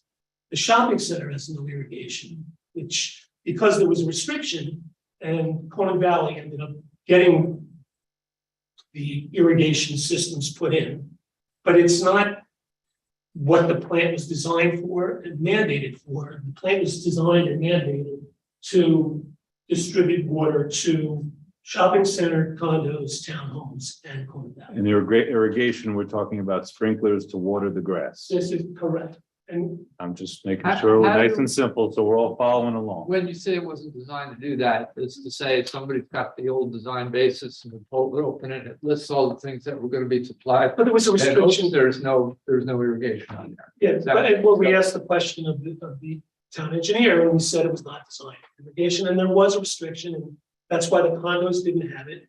That's why the shopping center. Now, having said that, we never had an issue with irrigation. Correct. But Even though we people always, were using water for irrigation. because it's only 22 units that were Right. using the irrigation is Yeah. what kind of happened. Right. The problem. And I just want to add, and then, so not only the 22 units, but your units were using quite a bit. That's what happened. So all of a sudden, that's where the capacity issue came about. Right. And so, because when you get the irrigation. Yeah. But before we get to irrigation, the Conan Valley, just to clarify, I'm sitting here in the corner thinking about all of this. Conan Valley, you just said that no one's in the 22 units yet? Is No, that? they are. No, That's- they're occupied. There's two different uses. You have the use of the water that to make your tea in the morning or to go to the bathroom, and then you have the use for irrigation. 7 of the 22 units have separate meters for irrigation.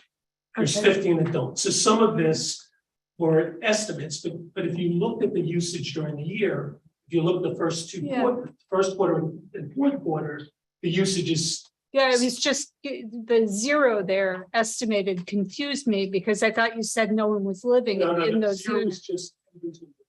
Okay. So there's no need for estimated billing so that you could get a total figure of what the domestic usage was or is. And you were hearing all these huge numbers from the plant and it just wasn't lining up, which is why we did the FOIL and why we did all this, but we had no other way of understanding whether everybody was being billed unless we did it based on the 278 units, the 22 units and that's what we Yeah, did. So okay. so that's what makes this number so comfortable and the records are there. If anybody wants to look and take a look at where we are with this, that's. Please see a question. No, No, I thought Richard was gonna ask. No, I'm following. Okay. Okay, so then we come to June, end of June, July, and the plant goes wow. We're in. And let me just add to that. It was a precaution we took because the level of the water in the storage tank, instead of being at 8 feet, was down to about 4 feet. So we decided, all right, let's bring in some tankers. And as soon as the memo went out for people to ease off on the irrigation, the level went back. So And part of it, just to add, is, yeah, it was related to the drought. It was mostly related to. And what happens with the drought is manifold. One of the things that happens is your irrigation systems, most of them have water savers or something that says if it rained, you don't need to pull water. And the one thing that we've learned is you actually, when this was all happening, we thought there was some water main break somewhere that was, because the numbers just didn't make any sense. Is he an expert on any of this office is talking about? I'm sorry. I'm like, what, he's talking like he's an expert. He's been talking about this. Yeah.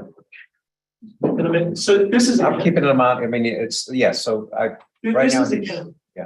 What you're looking at now, this is county. CPA by training. So this is literally, it. So yes, I'm an expert in this. That's not what I was talking. We're speculating. I agree on that. There's not. We're speculating on irrigation and other things and what caused what, right? Well, we determined No, that. no, you- We actually, before he, No, I wasn't. I disagree. We Oh, have the numbers that the computers have the numbers of how much use was coming out of the irrigation systems. We were doing 25,000 gallons per day. Over 30% of the plant usage was coming through that, and one of them happened to have been a mistake at Laurel Ridge, where the guy turned on the system.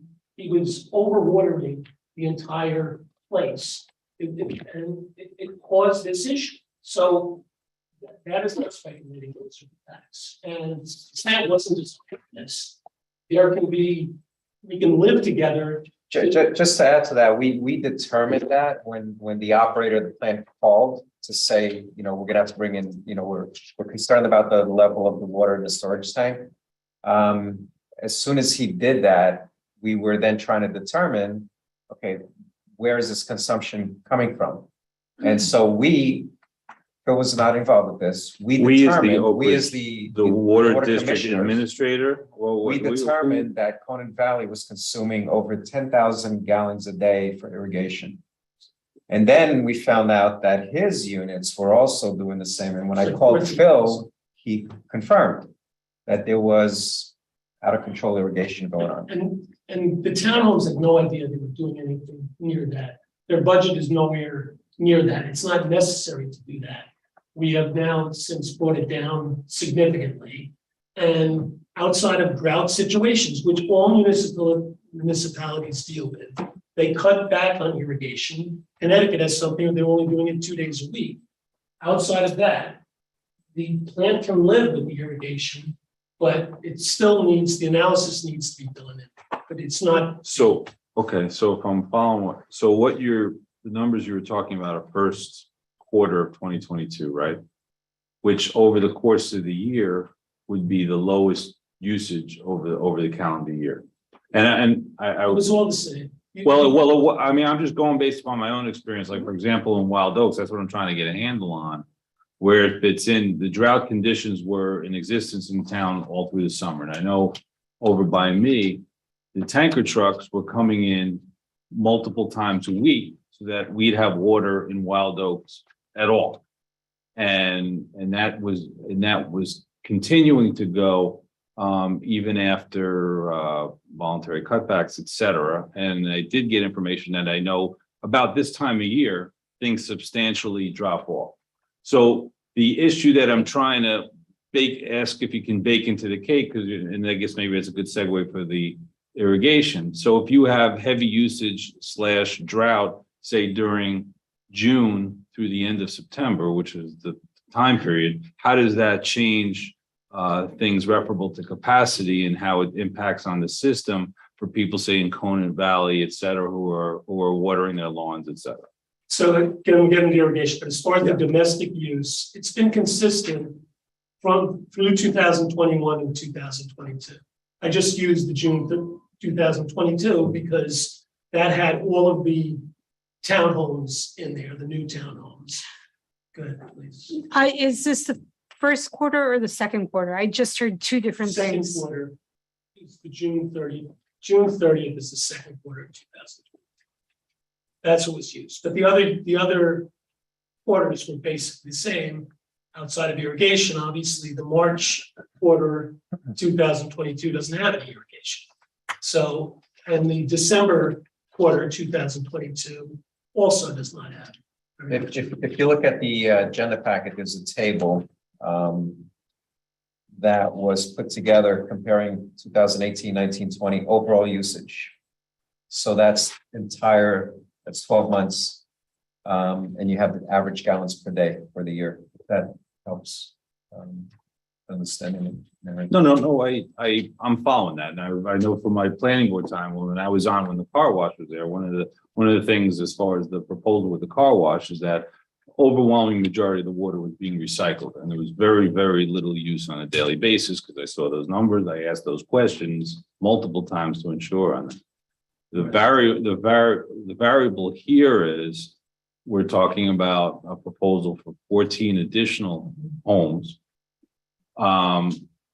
Plus, which every year we're gonna have, and I'd like to be able to somehow give some kind of idea from somebody who has experience, maybe even, I don't know, in projecting water usage, if there's such a engineering or some type of professional doing that. If you had an overlay of the additional 14 units and you assumed a dry summer going, how does that impact, number one, over the actual usage for that 3 or 4 months a year? And I know I understand the premise that's being addressed here. The premise that's being addressed is that with this being done based upon prior history, it still wouldn't get to more than 3/4 of the daily capacity of the system. That's essentially what's being addressed here. But we're using the DEC numbers. No, but that's a conclusion that you're coming up with. You're saying even with this addition, Even with the DEC numbers, it's still more than works. So even if you're using the much higher numbers, not the existing numbers, right? The capacity. No, I understand. Your point is that even with this done, it's still well below with plenty of room and margin based upon the capacity as far as quantity of the system. But it's not, so that's the first part of it. And I'd like to see numbers so we have an idea about what that would be based upon dry conditions during a summer and see how that works out, to see where those numbers work out, number one. And the thing that concerns me, and I know all the improvements that have been done and all the things that are going to be done based upon the extremely hard work and diligence of our supervisor over the last couple of years. It's not answering the question of the people in that community. In other words, people are talking about their water that in the system. We heard from people that are here 1 year, 6 years, 13 years. 30 years. 30 years. And that was come back and back. So that there may be a total disconnect, but that question I think has to be answered directly and clearly for the people in the district. In other words, it may be a total disconnect, but from a simplistic basic premise here is that adding more capacity, adding more units is certainly not going to help the system. And it's not going to, it's going to put additional pressure on the system, which may be inconsequential as it pertains to, I guess what I'm getting, it may be apples and oranges is what my point is. Yeah. Say that the issues with the water may or may not be attached to the capacity or the usage, right? Or maybe some other imbalances, but they could be triggered by changes to the system. I mean, that's what we heard one person represent, that right. They were doing fine until the other units came online. Maybe no issue with the actual plant capacity, but it was a reconfiguration that somehow threw things off. So my sense is that, you know, and you could, maybe there needs to be one more independent assessment of the numbers, whatever. I'm guessing that these are going to be fine, and just looking at those gross numbers, you're okay. But what we don't know is, you know, whether that would trigger any new issues with the water quality as opposed to the I have quantity. 2 questions. One question is, when you say it's dry, you're saying that there's more usage within your home while it's dry? Or you're saying that you're going to use more irrigation? Because we haven't discussed there is no irrigation for these 14 units. Right. 18 Okay. units. So it being dry, this I'm not an expert on, but I'm not sure why there's more water usage when it's dry within your home. So that was. Well, you're saying the 14 units that are proposed fit in the same categories as the non-Conant Valley because there's no irrigation component towards it. So the I mean, dry, correct. Okay. So the dry has no effect on here because there is no irrigation. It's within the shopping center. There's no irrigation. Okay, this spreadsheet also shows that theoretically there may be capacity for water usage, but this doesn't address other potential aspects of the infrastructure as well, the sewer, the other end of it, and the quality of it as well. Because the 80,000 capacity is based on sewer. Because what comes out of the ground in terms of the water, the sewer needs to support. except for the irrigation. So Except for where the irrigation. where the savings is here is the irrigation doesn't come back to sewer. So the sewer is only taking in 35,000 gallons per day as it stands now. So you're Water gonna, goes in the ground, it does not go through the sewer. so you're gonna move to the irrigation component before I rudely interrupted you No, several you- times. Okay, go ahead. So, okay, so again, the plant was not designed for irrigation. The problem that was the drawdown on the system was because you were 25,000 gallons were being drawn down on. And that's not necessary for the townhomes. Also, shouldn't be necessary for Kona Valley. You did always have a spike during the summer. I just don't think I didn't know what that spike was in the past, but it was the irrigation system. I'm sorry for asking this question again, but when you say it's not designed for irrigation, were there actual restrictions? There was a restriction, that's Saying no irrigation. correct. So at some point along the line, When Toll That- Brothers built the Kona Valley property. That's when- Irrigation, and then I made the mistake, we made the mistake building Laurel Ridge of putting the irrigation in, not remembering that that was the case. But then when we went back to the town engineer, he reminded us that it was not designed for that. The priority of the system, the mandate of the system is to provide, let's say the word wrong again, potable water, potable, I'm sorry, I have a to the district. So are there any, is there anything like the bylaws or something which says? Sure, if we went back to the original, Says- find the original stuff, see that, but the town engineer did state that. No, again, no, I understand. I'm just and wondering, all municipalities do that when there is a drought situation, and then it just was that perfect storm that kind of happened where you had the drought, you were using all this. The townhomes put it on, the guy that put it on was, he was irrigating areas that were in the first two phases that did not need any irrigation or. So, but with this, if you had the 14, then you have a situation where, using your terminology, about 10% of the units or customers within the Oak Ridge system are using the system in a way that it was not designed to be used. Correct, but I think the town needs to deal with that, frankly, in running the plant. And, but there's just like all municipalities do, when you have a drought situation, you say, don't water your lawns. So, and that's what really happened. Once you did that, the system was perfectly fine.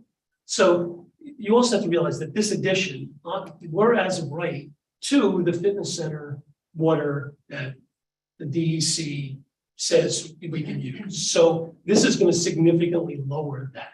The fitness center is not the right use for that space. Put the fitness center back in there, have them go with a, $39.90, whatever the price is to get 600 members in the place. It's not the right use of that space. So, and this will lower that, both based on DEC standards and based on action. So that's when they were talking, when they were saying that we have hookups, we have this as of right. That is the case. We're just coming back to show that the new usage will not have effect. Certainly not on the domestic side of this, which is the mandated use of the plant. And we're not doing irrigation, so it will not have any effect on that. Separate and apart from the quantity issues and then the capacity of the 80,000 gallons per day, have you, in recent times, have you undertaken any efforts to address the concerns, whether they're valid or otherwise, of homeowners as far as complaints about quality referable to the potable water in various homes that people are raising before us? The town is, that's what they're doing. I mean, it's not. What was asked of me was to come back on capacity only. You guys are dealing with it. The health department, the plant is inspected every single one. They come back to you and say what's wrong with the plant, and you address what's wrong with the plant. It's better than somebody next door that has a well that probably has a lot of PFAS sitting in it that has no clue that that's the case. So We all have. Well, I'm sorry, it's just, so the town who owns the plant is addressing that, and I think has done the right job and addressed. Unfortunately, got grant money to be able to do that. So they're two separate issues that, you know, one, I do not deal with the quality of the water. So can I ask a question? Go- During the second public comment, yeah, when he's done. Yeah. Mathematical question? Math question. On this? Okay, so while it's up, I guess, yeah. You know. These spreadsheets here, one of three says 34,404 is the consumption per day for irrigation. 34,404. 34,404, that's four. What's the irrigation? So I pulled all the irrigation. Right, because the irrigation was separate, and then I put it down as a bottom line, estimated number. Yeah, then 34 shouldn't be the same number. You got irrigation. It's not because the other numbers, I'm 34. Because I put in, that was the bill. That was what was billed by the town. Okay, so that number comes in right here. That's the 2799. Plus the irrigation numbers that's been pulled out because we put those numbers in. So right here. Okay, so that number less the irrigation numbers, which were small, significantly smaller than this. Plus what's estimated for the unbilled stuff. Get you to 34. Oh. Coincidence, yes, that's very close. Again, on the capacity, going on the capacity focus. Over the time, do you know what the highest capacity used in a particular day were for over a period of time, say over a calendar year or something? So this is going to get, so you have your, what's billed, Right, right, which is done quarterly. right. Okay, so that usage is done quarterly, so you have to kind of take an average of that. Then you have your meters at the plant that you don't have any meter at the plant that shows what's being distributed out of the plant. So what you have is the well meters. You really want me to go through this? Well, you have the well meters. What comes out of the well? So you have the flow meter that gives you the overall, and then it goes into the storage tank and then comes back out, and there's nothing between that until it gets to the meters at all the units. So you have that's why when this was happening, and there was such a big discrepancy initially, and I didn't realize it was irrigation. I was looking for, you know, some type of a geyser somewhere. I was going through Kona Valley. The one thing you do have, which I don't think anybody was really using, you have a meter that shows what's distributed to Kona Valley, which we've been reading every day now, because what that does for you is it says, if it's only 9,000 gallons, you know that that's not an issue if you're looking for 20,000 gallons. So it gives you a good indication of, you know, that's the largest area where you have lines leaving the plant is the Kona Valley area. It's, you know, so only 22 units, but the lines are there are a lot of linear feet of lines there. So it eliminated that because you can take a look and say, okay, you're only doing 8,000 gallons a day.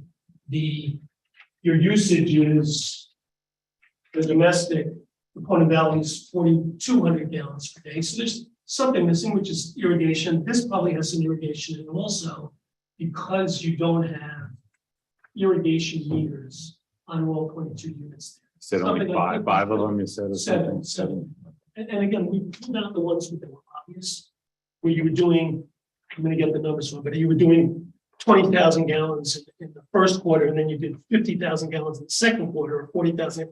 We pulled those numbers out with the assumption that it was irrigation.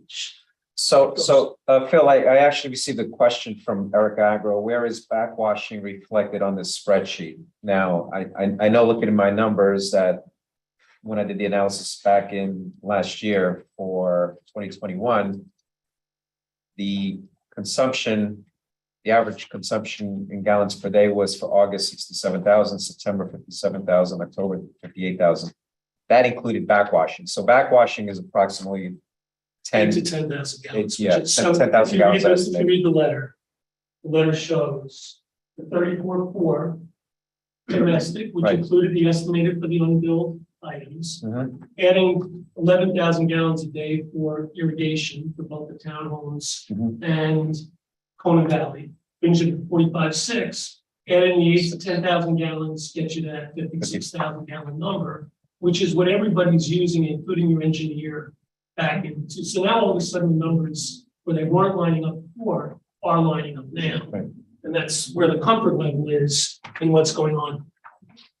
So and your numbers, your usage now is down significantly, where you have not in September gone over 56,000 gallons in any one day. Mhm. And that's reading the well meters that's coming out of that. So do you, per day, so Per do day. do you know the highest level and the highest reading for a particular day, even during the drought? Did it ever exceed or come close You had a to flow- 80,000? You had a flow meter that was busted. So that was part of the problem with this whole thing, and they had to go back to the well meters to read the three of them to come up with the right number. So so the readings you're getting were incorrect readings because the flow meter was needed to be recalibrated. So if you want to look at, again, this is the analysis I did at the end of the year last year. Right. Comparing 2-bedroom units, 3-bedroom units, these are from Boulder Ridge. You can see how it trended, right? So from Q1, 94 gallons per day, Q2, 90, Q3 jumped up to 110 for whatever reason. Same thing with the 3-bedroom, 85, and then it actually 3 bedrooms dropped down, 85 to 70 gallons per day in Q2. Q3 went up to 91. Right, but you see your numbers that you have, like from August 2021, that was a total, that was 67,000 topped out. Including backwashing. Right, so in other Correct. words, you jump ahead a year for August of 2022 during the drought.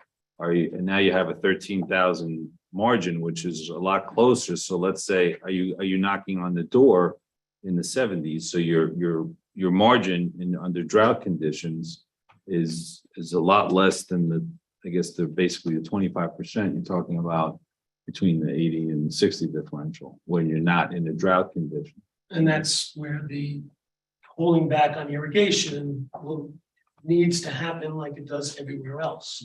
Well, or is there anything, and then I'm jumping out a little bit, based upon your design component, is there anything that could be addressed from a design component?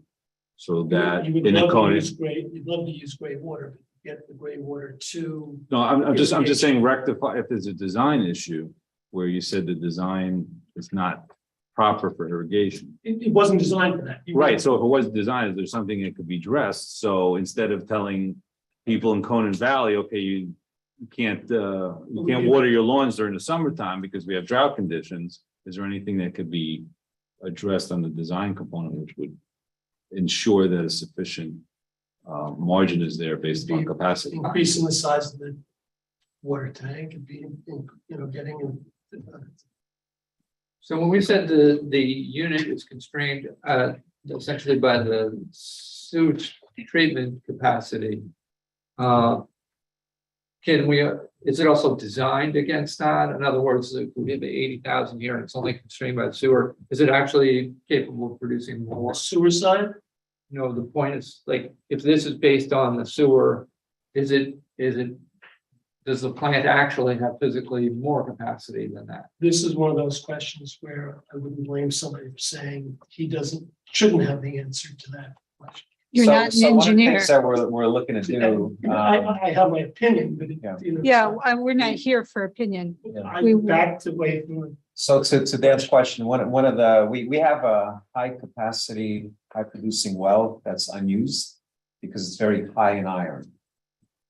So we're looking to see what do we need to do to get that well back online. We may need to pre-treat the water that's coming out of that before it gets to the plant, because if it gets to the plant, we're gonna be spending a lot of money, or the district is, in the filtering and changing out the filtering because of all that iron that's coming out of that well. Can you reduce So the we're iron looking- content before it goes into the Yes, so system? there's, kind of there's a way, I had a discussion with the engineer on this, there's a possible way to do that. And we're trying to figure that out. And if, you know, Is if we there can any? do that, we have to determine what the cost is for that one. This is well number 5. We can then introduce that well into the mix as well. And that's a very high capacity well that we have and are not using. So if you were Just as able, an for FYI, example, it's- just as oversimplifying it, which, because I'm not an engineer, but I mean, so if you brought well 5 online to ensure during the summer it was operational, and that would help to tremendously improve your margin as far as capacity. But potentially, yes, Yeah, okay. yes, yeah. Okay. I mean, we always have 3 wells online. There are 3 wells that are constantly drawing water into the plant. Out of a total of 4, 5, well, 6 if you count well 5. So yeah. So yeah, so give us the flexibility to to have that extra capacity. Yeah. But again, we're limited to the 80,000 on the sewer side. So because we're getting an extra well, doesn't mean we're gonna be building more and more. Right, Still so, have the 80,000 gallons. Yeah. Of course. No, but But you're not if it's, you know, if the irrigation is pushing you and the irrigation doesn't count relative to the sewer, then there's some play there. You still have the water restriction. It's not only the sewer side, you have 80,000 gallons. Well, that was my question. Again, Yeah. I didn't I didn't answer. I wasn't reacting. No, it's just.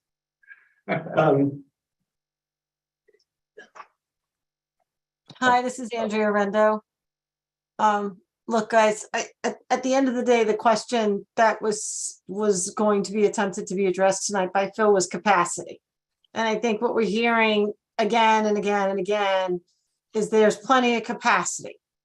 And I can appreciate that. None of us are engineers. Phil's certainly not an engineer. He's not going to come up with a way to solve all the problems of the water. You know, he's one of the individuals that uses the water in Oak Ridge. So, you know, that said, even if there's plenty of capacity and an issue we're not addressing tonight, this doesn't solve the problem of why our residents who are in the oldest of the units can continue not to be able to have water that isn't brown or some interesting color on a regular basis, and why they can't count on the fact that frequently their water's brown and pink, et cetera, et cetera. You know, even when the PFAS issue is resolved and the filters get put in, we still haven't addressed the issue of why, when they look at their water, it's not really anything that's too thrilling to them. And I don't think that's a question that we're going to be able to answer this evening. Well, just to add to that point, Andrea, so with the carbon filtration, it will improve water quality, right? So carbon is, you know, does things in terms of removing odors, improving clarity and clarity, color, and odor. Yeah. So, yeah, the fact that the water, and it's not only in Oak Ridge, it's in other parts of town, is very high in iron, is something that's being mitigated at the plant today. It gets it to a level that's acceptable. And with the filtration that we're going to add, I see that there's going to be more improvement to the water quality than there is now today. But that's, we are part of the system. We are using the same water. Yeah. The quality we want it to be as right. as it can be. I mean, I think you're Now, just- if you open your faucet today and you see brown water, you got to let us know. It's not just warm water, it's not, if you don't see half of the poison that's coming. When you say poison, what poison? Well, we've had reports of lead in the water. Okay, the lead is measured by the Department of Health, and that was part of my presentation earlier. So, and yeah, but that gets into the plumbing fixtures in the unit, which is the unit owner's responsibility, right? It's not the plant. The plant doesn't have lead pipes or any lead. You know, there are requirements to test certain units that were built at a period of time when lead content in solder that was used by plumbers was higher than it is today. And there is regular testing done in those units. Now, what's done is usually they'll run the water for a while, and it's recommended that anybody that has lead in their pipes and their solder, that they run the water for like 30 seconds before they consume it, because this way, if there's any residual lead that's coming out of that initial flow, it gets washed away. But that's, that It's cold happens. water. That's what they told us. That's what your water company that you used told us. Delaware Engineering. Well, they're not the water company, they're the engineering, Uh, PRI. PRI Yeah. said that it's cold water that you have to run. So if you're in a shower and you're showering and you're in the middle of the winter running your cold water, not really Well, a great so, solution. yeah, so if you're consuming water, if you're drinking water, the recommendation has always been running for 30 seconds. Can I take me 3 minutes, please? At the public comment. I'll let you do that. Are we Yeah. done with Phil? No. Are we done with Phil?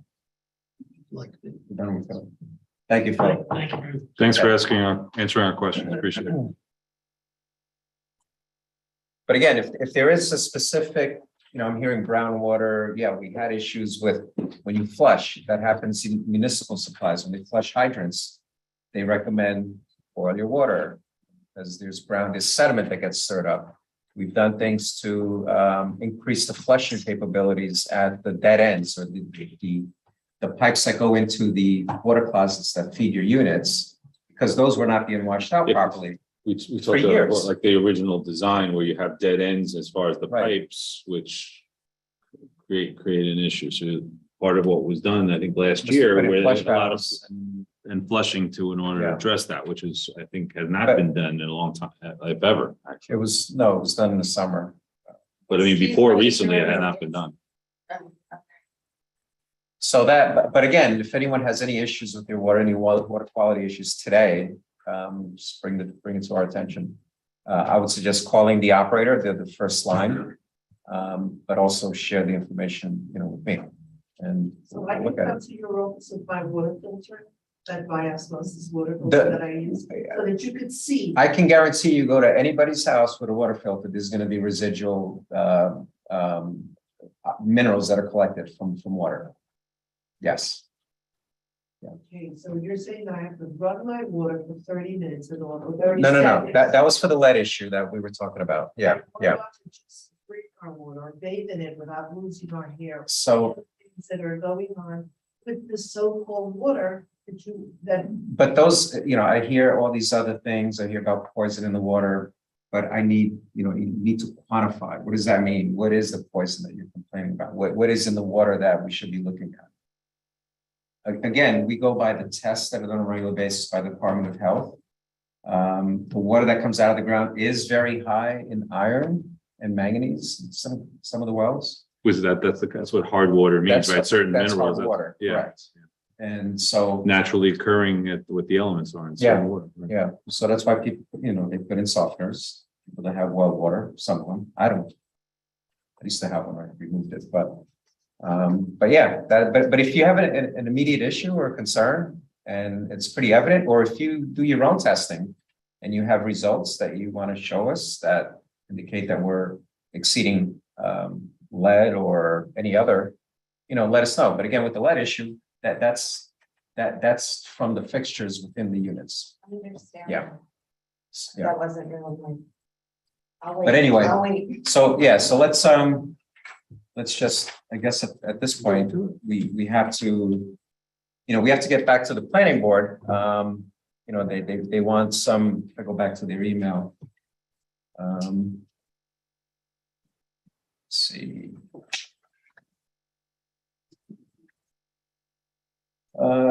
So they recommended the applicant get an assessment of whether the necessary water permissions for potable water and sewer would meet or be likely to meet with town board agreement.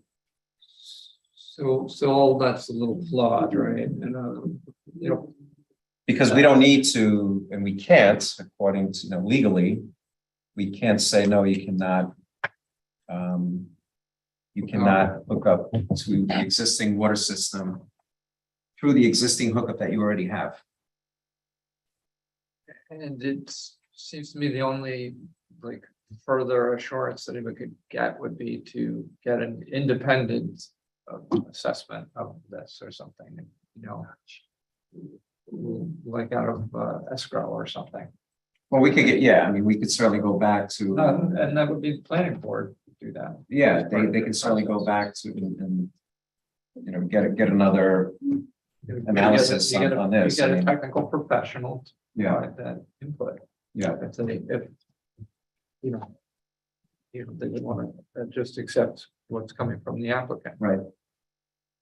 And people should follow the planning board process. So it's all accessible. To give them through the- input. It's all accessible. It's all accessible through the town website as well. An opportunity to provide information that you want to be part of the process. So we can attend the planning board meeting on October 18th at 7:30. Absolutely, just like here. Okay. And as a Okay. former planning board member for 3 years, And it's nice to have somebody that's not come visit. If you go to the website, the meeting minutes are there. In fact, they do a good job. They actually transcribe the communication. It's all in the, this was the August 16th meeting.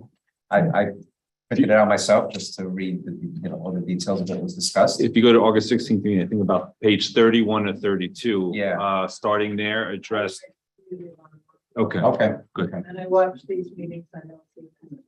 Okay. Oh, good. I'm glad that Thank you're you. watching on CTV. Thank you for watching. So let me just make sure I'm following the agenda here. So I think we,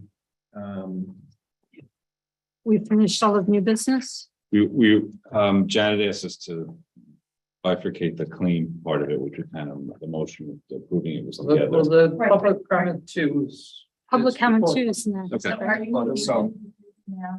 So do we? well, there isn't a decision. It's basically to say, you know, as far as the capacity issue, we're within the capacity guidelines, even with this usage. We, Well, You can't say no, you can't. Okay, so are you getting back to the planning? Are you, Yes, yes. Well, Yes. what are you doing? We're gonna let the planning board know that it's an existing connection to the water system. And upon review of the capacity, we don't have a. Well, capacity I'd like for our, I'm sorry, I'd like for our operator engineer to provide us with a draft letter to that effect. issue. But So, do you want that done here at the planning board? no, Because we just know, talked you're about saying I'd like to have, whether it's VRI, whoever, prepare a letter. Delaware Engineering. Delaware Engineering, prepare a letter. They're the ones who are the engineer on behalf, in connection with the system, let them prepare a Right, letter but to this effect. Should be and the circulate planning it. board asking them for this. Well, that's what I'm. That's now- part of their, you know, engagement with technical professionals to provide.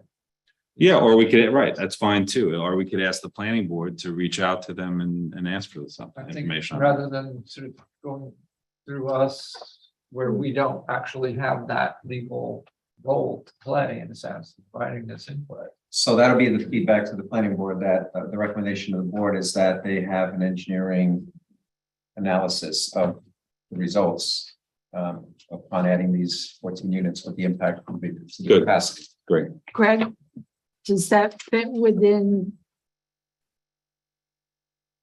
Are we not violating any law as far as making that recommendation? Or best practice.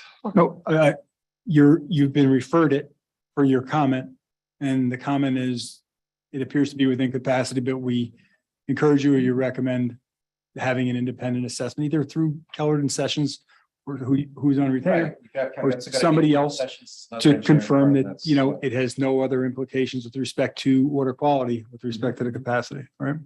So all I'm saying is there's no provision in your code that refers this to you for a decision. And that's why I'm saying that you're basically in almost an advisory capacity here and not a determinative capacity. Right. That's all. But again, at the planning board, when, you know, there are opportunities for public hearing, when the application is actually submitted to them for site plan review, which hasn't been done yet. That's your recommendation. Or as the water. I would say is both. One and the same. One and the same, right? Or it is one of the board of commissioners. Yeah. Again, we don't have, we don't have the legal right to stop any of this. Including a moratorium. Someone brought up a moratorium. We can't do that. Am I correct? If you, to put it, impose any type of a moratorium, you'd have to have a public hearing. You have to make findings as to what the moratorium supports. Right. Okay. And the people who would be affected by the moratorium, if they're ratepayers, they have a grievance in that regard. So, that hadn't come up before this minute. So I didn't know that that was part of what was being mentioned. But you would have to have a moratorium is a local law. You'd have to have a public I mean, hearing. we went through this last year, and it was the legal opinion was that we can't impose a moratorium on, I think you would have. especially if, since we don't have, we're not exceeding any. Well, what we're hearing is that we have to go through the legal process as adopting any law, essentially. That's what a moratorium is. And this particular applicant is going from one permitted use to another permitted use. That requires a site plan approval under your code. So that's where he's going to go. And all of the review criteria and all the impact on utilities and any environmental impacts from whether it's going to be a negative declaration, an unlisted action or a type 1 or action is not going to be a type 2, okay, are going to be reviewed by the planning So board. we wouldn't have a basis to call for a moratorium, and we'd be likely to not win in the event it's came up as a. These are discussions I'd love to have under attorney-client privilege, okay, rather than the open meeting, okay. I prefer, but Well, what's a done deal? This whole thing. It's not a done deal. Well, There hasn't seems been like an application, it's in the planning board. It seems like it is. Just feels like we. Let's go to. Public comment? Yes. Good, Public- please. So we can start. Again, public comment. I just feel that we've been going round and round, and we don't have anyone that has our back. A bunch of numbers means nothing to us when we can't get decent water, and we live in America, not in a third world country, and yet we drink water that's not, we have to boil our waters to be able to drink it. Our children, you don't care about our children, our grandchildren, and they swim in a pool that probably isn't that good for them, or drink the water of day, so. This planning board, you don't have. There's a authority, and they don't have problem with the mic. Hold on.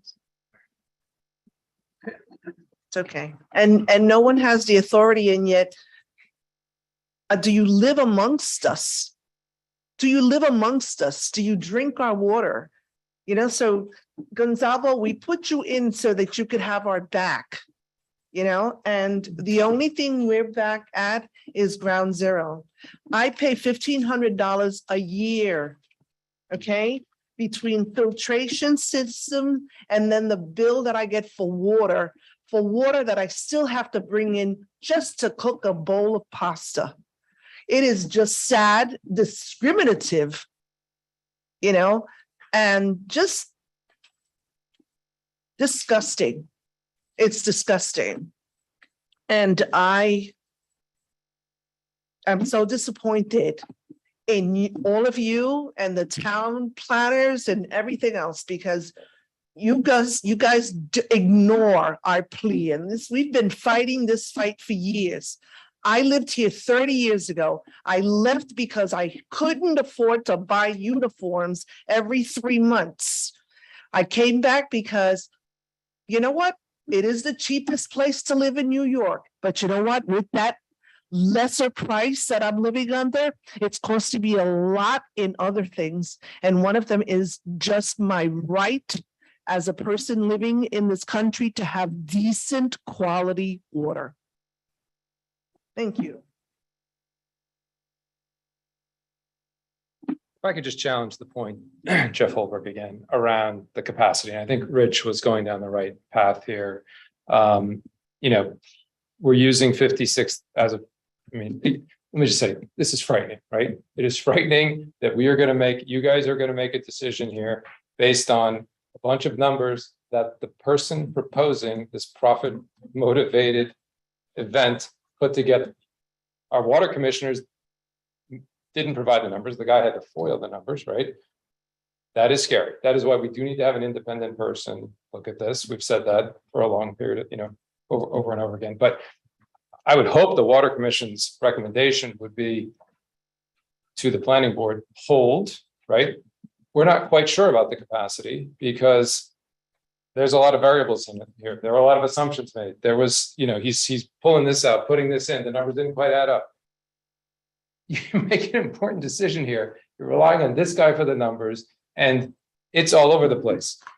Note the page in here. Villas at Vista water use calculation. Existing usage, 600 patrons times 20 gallons a day equals 12,000 gallons per day. How often were there 600 people in the gym there?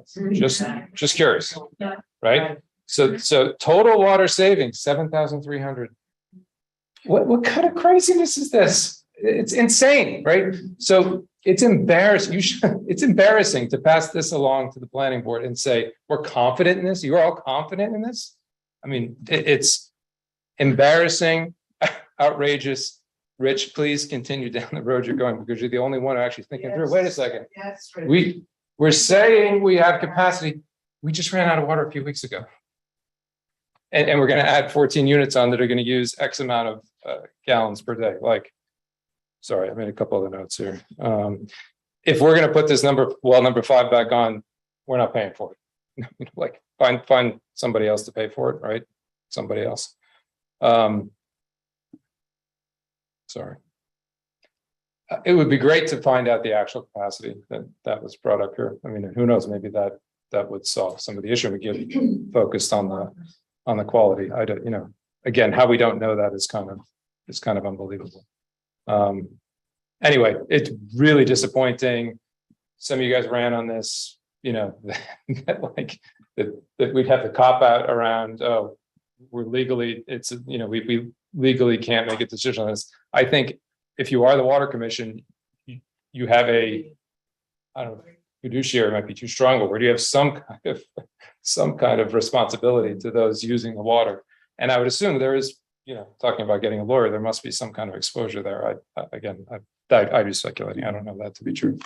Anyway, I would sincerely hope, again, if you're going to pass the buck to the planning board, thank you. We all, maybe make a different decision next time we vote. Anyway, thanks, Jared.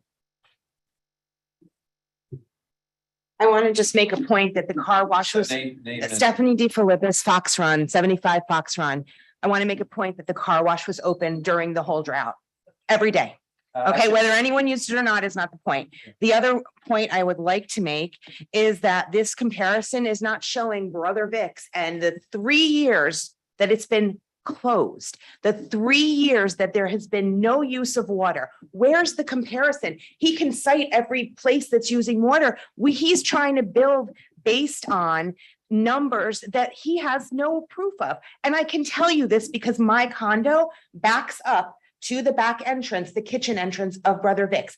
I have seen rentals, so dishes, service, flatware, and glasses, barware, rentals. That means they're not being washed. So there's no water usage there. They were, prior to the 3 years it's been closed, they were open Thursday through Sunday. And there were many nights of those 4 nights a week that they weren't open because they didn't have parties booked. So maybe 1 or 2 nights, maybe 1 night a weekend, maybe on a good weekend, 2 nights. I went over there as a patron. I also called the police because they went over their noise ordinance with the noise. So I know how often they were open. So I would ask as an advisory capacity that you are not able to make a decision tonight, which came as a surprise to you as it did to us, because we're all here to obviously put a stop to this for now.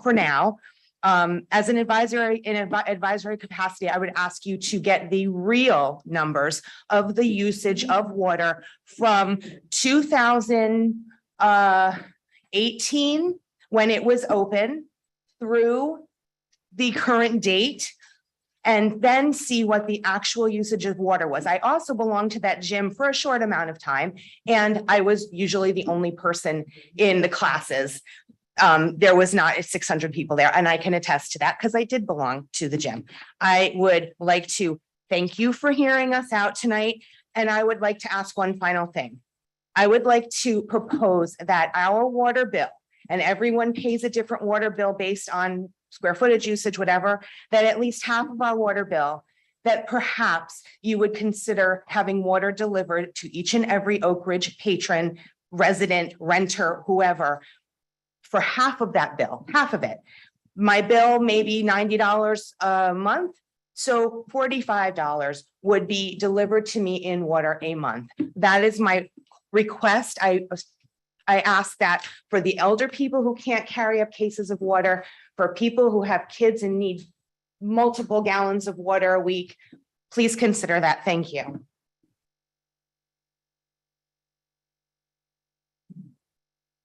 Patty Jean Jackie Fox Run, I spoke before. I watched on Zoom the planning board meeting from December, and what was proposed and approved at that meeting was no structural change to the outside of the building. You can go back and listen to only changes, a change of use within the structure. People were asking all different questions. Well, adding 14 units is certainly going to be a change of structure.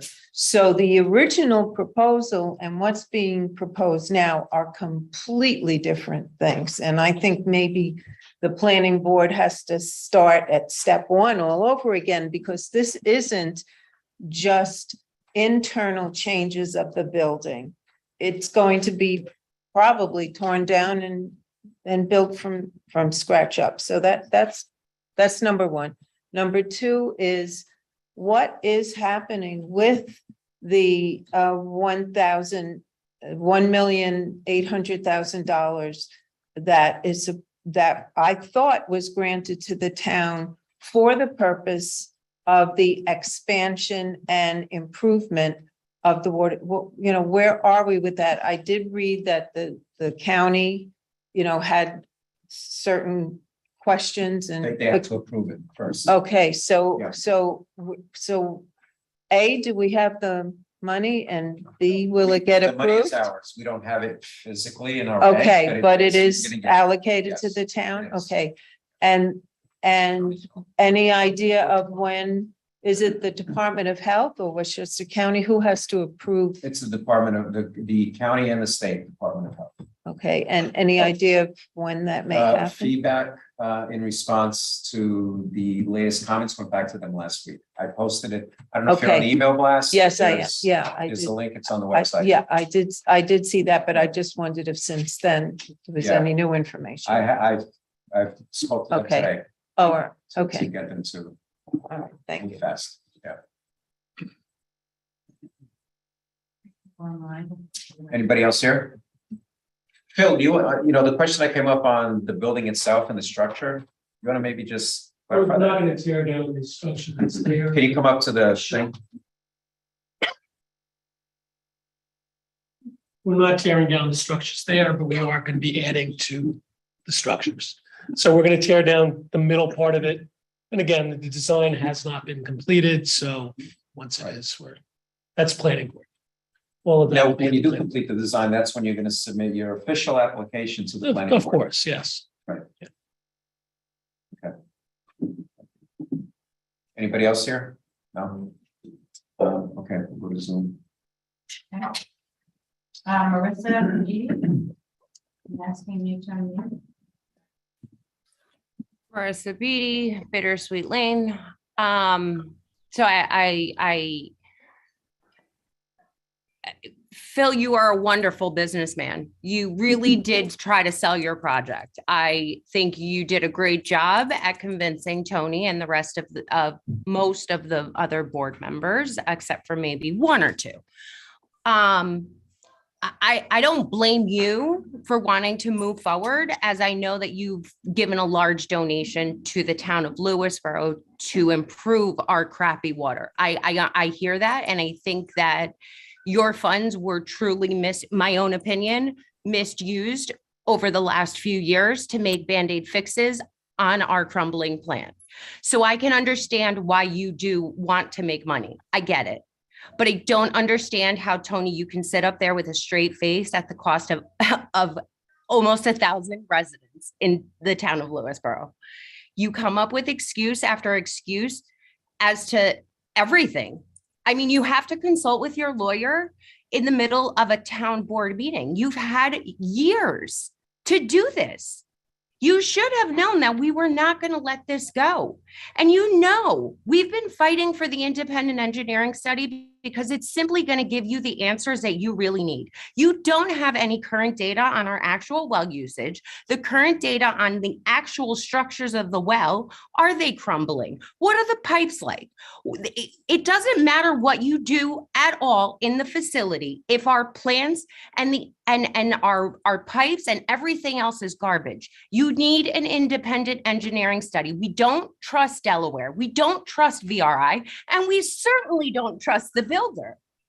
So we're going to sit here and we're going to continue. But the fact that you sat there saying we don't need to make a decision, but at the end of the day, you do, and your decision is still not to support us. That is the biggest slap in our face. People voted for you and put you in that position because you ran a campaign that you were going to continue to see this project through, and you haven't done it.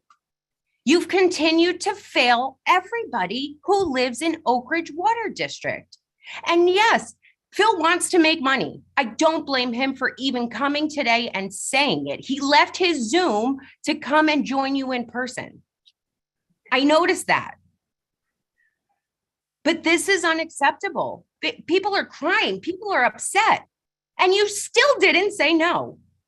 You're embarrassing. You're embarrassing as a town representative, and you're embarrassing that people voted for you and put you there. I hope you sleep well, and I hope you enjoy your water while my son still can't take a bath more than once a week. I'm done. Mute me. Thank you, Marissa. Asking now Simone Petromalis to unmute. Hi, me again. I want to reiterate that the fitness center, again, never had anywhere near 600 members. I also, can you hear me? We can hear you, Simone. Thank you, Mary. There were never 600 members. I also went there. I find it insulting as well that Mr. Pines, the applicant, is also the self-deemed expert with his figures. I want to know, was Waterkeepers Alliance ever consulted? They're not for profit, and all they care about is clean water. I watched this and I really, really was so upset having people sit before you, begging you for clean water. You stated at the beginning, as commissioners of the water district, that you couldn't make a decision, but that you can give your objection or what have you. We listened to these great questions and et cetera. And then at the end, it was like, well, we can't do anything because capacity or whatever. But in fact, you could have all said, this isn't good. This isn't kosher. We have residents, our neighbors, little kids, old people, regular age people, and they don't have clean water. And Tony, to say like, well, let me know. And you constantly ask me for my mother's test, which by the way, we paid for, and I'm not obligated to share with you. But that doesn't mean that her water is good. No one cares about the numbers and the words and all these fancy whatever. People just want clean water. It's a basic human need. I'm appalled that 4 humans that are staring at me don't get that. I don't understand. I think that you could give your opinion. You could call for a public hearing. What'd you do with the gas station moratorium last year? Call for a public hearing, let people come, call for a moratorium, and stop this nonsense. That's an opinion you can send back to the planning board. And who are the planning board? Are there architects on there? Are there engineers? Is everybody a self-anointed expert? It's appalling to me. It's so hurtful to watch people sit there and say, it's 2022, we want clean water. I think, quite frankly, a class action lawsuit is in order. And that would, to me, tell me that there's a breach of fiduciary duty. You need to help the people. And every last person in this district deserves clean water. And nobody cares about any of the numbers and this and that. Go back to the planning board and tell them this is not good. Halt. No building until the water is fixed. You don't have the money. You celebrated the money before you got it in your pocket. And now everybody's waiting for something to be done and it's not getting done. And that's where the anger comes from. Thank you. Thank you, Simone. Next, Carol Cernak. Hi, it's Carol Cernak, 71st Street South, South Salem. A couple things. Again, from last year, I think I requested the same thing, as that the preliminary budgets for the departments be published before the meeting so that those of us who are following on Zoom could follow what the line items are. Next is that I was surprised to see Peter Rippinger didn't have anything in for the timber and mulch pile at the Salt Dome site, as there's still no plan that I know of to have that dealt with. And also I'm wondering if there's a budget line in the maintenance preliminary budget for the reparations between the cemetery and the Salt Dome. I know that there was one last year, but they didn't talk about that this year. And the other thing, I think, with the water issue in Oak Ridge, I think Dan's idea of having a technical professional is a great idea. You should not go on the merit or the word of the builder. I mean, that's cronyism at its best. And I believe the planning board in their letter is asking for the status of the potable water, not just the capacity of the water. So I think, you might need to think differently about what they're asking for. And does the town do any water testing other than for the obvious chemicals that are in the water? Maybe people should bring samples to the town board meeting and offer them up for a drink to the town board members and see how that goes. Pull Aaron Brockovich on everybody. Thank you. That's it. All right, thank you, Carol. Next we have Dean Travelino.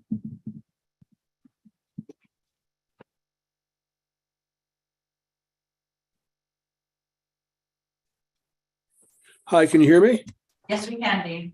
Oh, great. First, I want to, I guess it wasn't my purpose, but I agree with what Carol had just said. First, I want to tell everyone that Aaron Judge did not get 61 and he walked 4 times tonight. Oh. But what I want to say, and this has nothing to do with the money that's been put aside for the Oak Ridge water, but I know that from the money we got from the government sitting in the bank, it seems to be burning a hole in a lot of people's pockets. And before it burns its way out, I wanted to follow up on something that Dan said tonight relative to the bicycles. And that's something I've noticed and told a lot of people over the last few years. For me, people always see me zooming around the hamlet and I get down into Truesdale and I get over. You'd be surprised how far I get. It's not the same. It's very dangerous right now because the sides of the road are broken up with fairly large holes. And they're very dangerous. If I caught a wheel of them, I could fly out and I'm seatbelted in, but that'd be worse also. Things are really deteriorated and they are invitations towards erosion, which besides not being good for the environment, the erosion just builds upon itself. And I've been told on other side roads, it's even worse. So I feel bad for the bicyclists because I really understand what's going on with them. And I just think it's another aspect we should think about before everyone thinks that money is just sitting there burning a hole. That's all. Thank you. Thank you, Dean. That's it, Tom. That's it? Okay. All right, so that's the end of public comment. Kathy Oh, Deutsch just raised all right. her hand. Kathy? One more, Kathy. Hi, thank you. I know everybody's tired and wants to go home, but is there a possibility, I know that the term moratorium was used as a way to halt progression of this until we have more firm analysis of the capacity? Is there any other method other than a moratorium, which you feel we may not be able to get to at least put a stay on this project until we get proper data? And if that could be recommended to the planning board from the board of directors, would that hold any weight?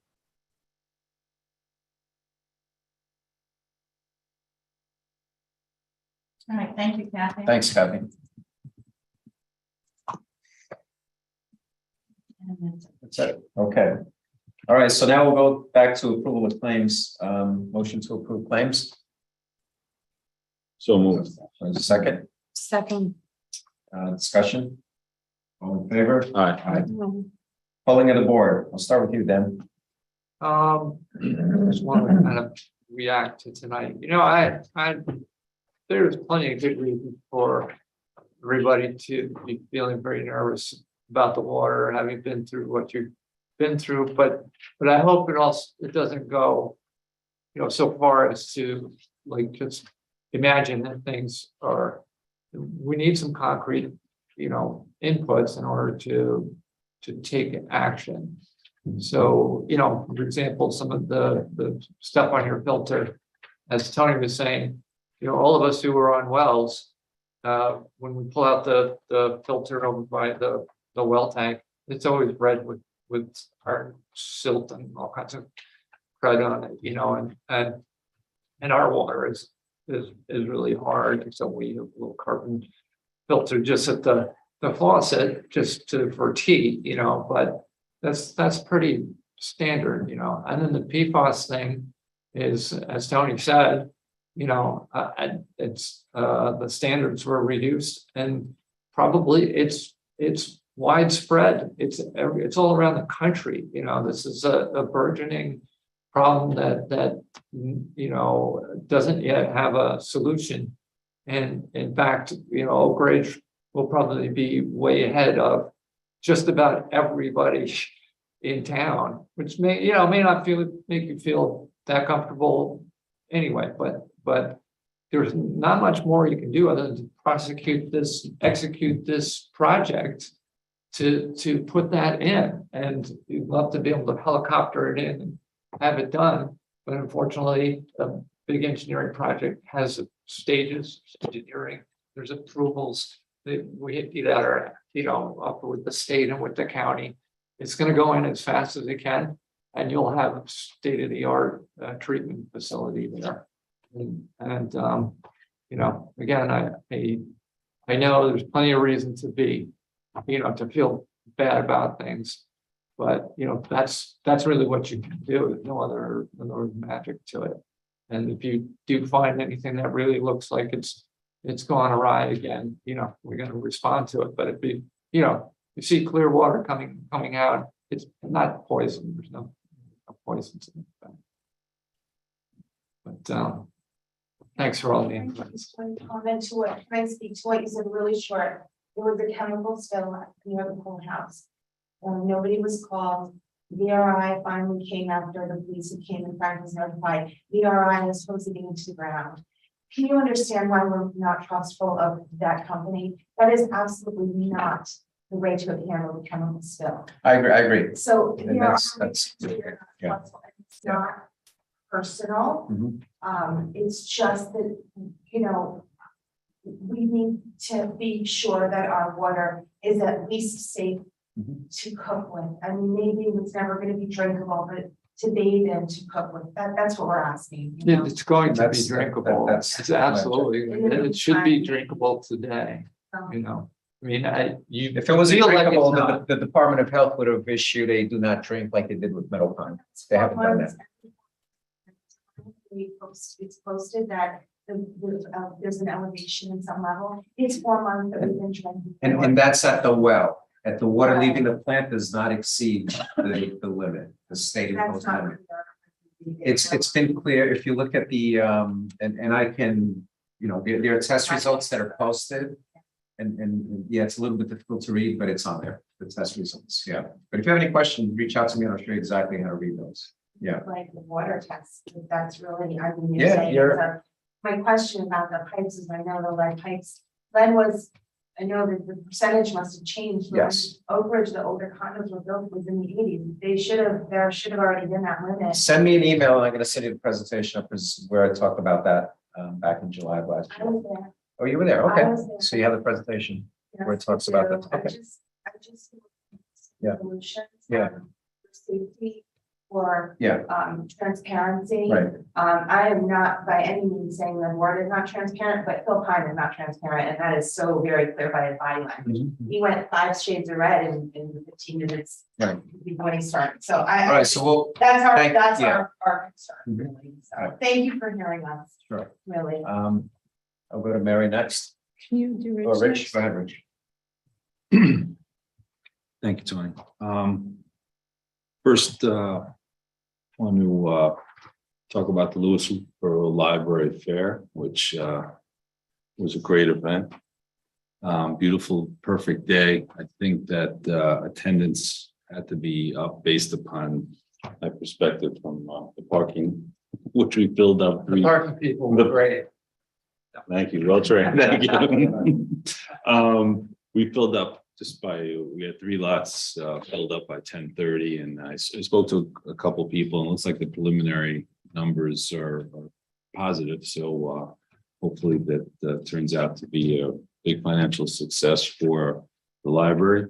It was a great day. It was a great day for the community.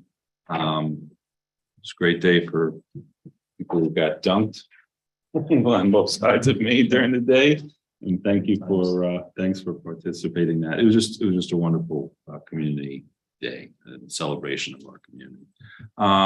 For those who celebrate this Lashana Tova, happy and sweet new year. Those in our community who are celebrating, including myself.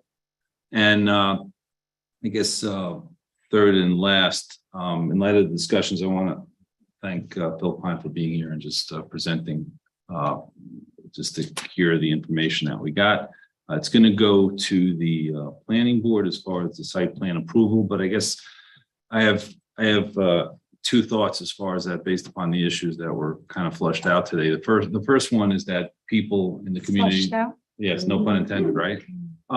People should participate in the planning board process, and I think that it's a question mark in my mind, which is what I was getting out, to ascertain whether the capacity was what it was during the drought. There's got to be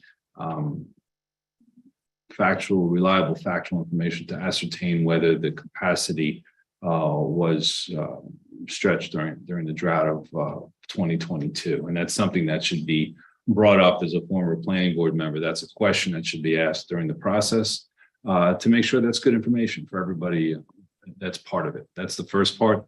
And the second part from the concept of an independent engineering study has been discussed by people at Oak Ridge for quite a long time.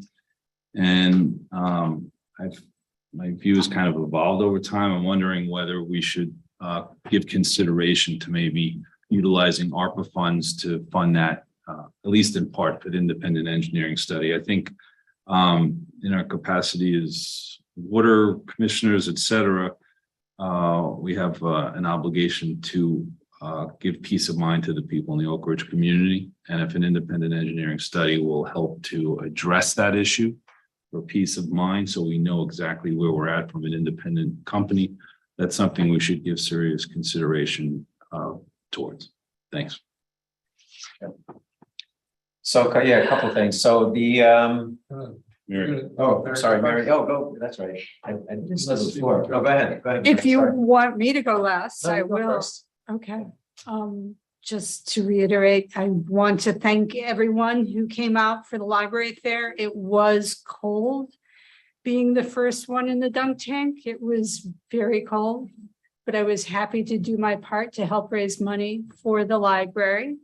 It's the biggest fundraiser of the year, but it's also a chance for the community to come together. And it's the reason why I moved to town. I love the library fair and I love Lewisboro. So I also want to give a huge shout out to the volunteers who work the trails for the open spaces and preserves. I was with them hauling bridge lumber on Sunday at Leon Levy Preserve, and it is seriously hard work. So we could use more hands for people who want to help out and make a difference in our community. They're a great bunch of people, and those trails are a jewel for our town. And I care about all the residents of Lewisboro, especially my fellow Vista residents. And I also believe that we should do an independent technical professional study on the capacity, as well as whether there's something that we can do to improve the quality of the people who are there right now. Also, being a liaison for the Parks and Recs Department, there will be a new resident get together at Fox Valley on October 2nd. If you've been in our town 2 years or less, please check out the website and make a reservation so we can welcome you and give you more information about the town. And there's also trunk or no, it's not ice cream this time. It's cider and donuts. Because it's the fall. And trunk or treat for those of you who have children or are a child at heart, you can volunteer and hand out candy. That will be at the town park on October 22nd. It's at Alna Tree this year. I'm sorry, I misspoke, my bad. I know I'm going to be there handing out candy. So there will be some Halloween surprises as well. So please join in. Thanks, Mayor. So the South Salem Fire Department and the Lewisboro Volunteer Ambulance Corps are hosting a blood drive at the South Salem Fire Department on Thursday, September 29th. 2 to 8 p.m. 2 to 8 p.m. correct. So hopefully we'll see many people out there. I know I'll be there. And you can go online to make a reservation for that. Right. You could. You're yes. supposed to make it. You It's should make better it for online, you it's to better. make a reservation. Yeah.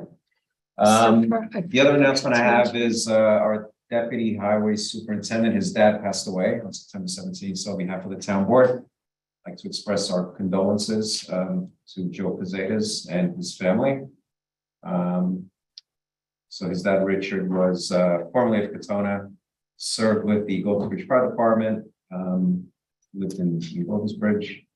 Yeah, and there's going to be a service at St. Mary's at 10 a.m. on Saturday, October 1st.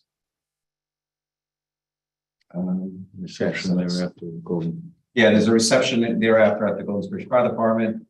In lieu of flowers, donations can be sent to the Golden Bridge Fire Department or Friends of John J. Ice Hockey. there's one more thing I forgot. Okay. On October 14th, the Vista Fire Department is having a pancake get together. So please check out their website just so you can plan ahead. Okay, the other thing I had is the paving list. So Peter Rippinger was here, Superintendent of Highway. So I just want to, they did an excellent job with paving local town roads, including Depot Farms Road, Lockwood Road, Silver Springs Road, part of it, Canyon Circle, Hastings Court, Journey's End, Wilton Road, and Spring Hill Road. So thanks a lot for. Those were all paved during the 2022 paving season? That's correct. And Yes. they did a great job. And now they're planning the 2023 paving season, so we'll find out what roads are next. That will be announced. Yeah, just getting back to Oak Ridge.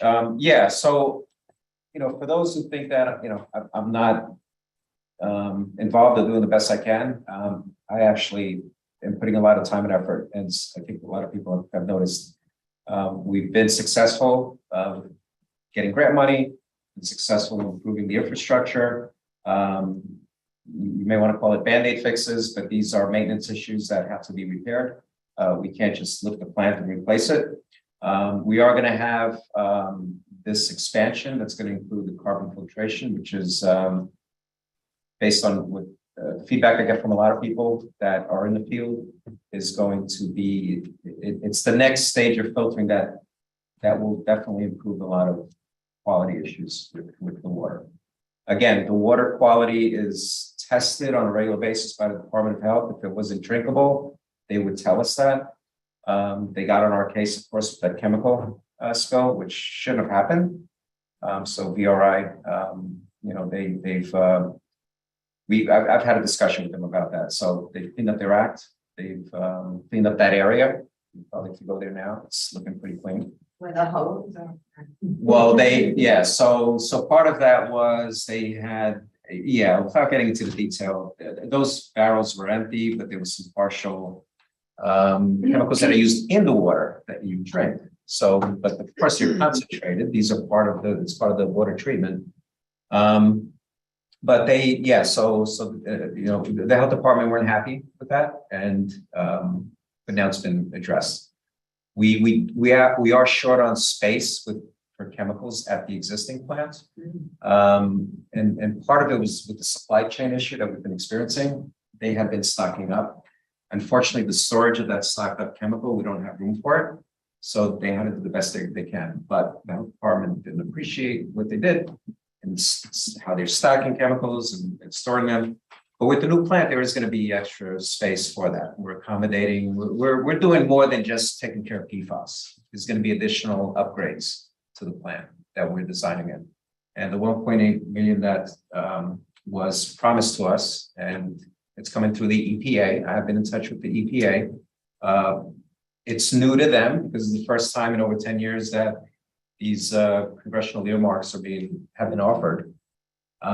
So they're building the infrastructure for access to that money. So we don't have it yet, but we will, it's all going to be computer-based in terms of putting in, the information on the project, the costs, and then get reimbursements.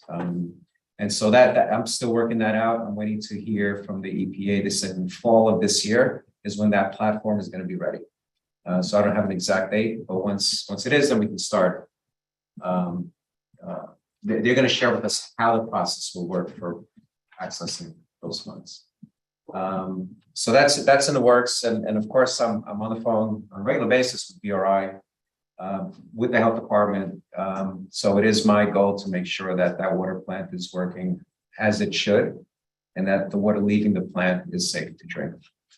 Based on what I can do, right? It's up to the health department to do the measurements and analyze the test results. That I can't do. So I'm relying on that feedback from them.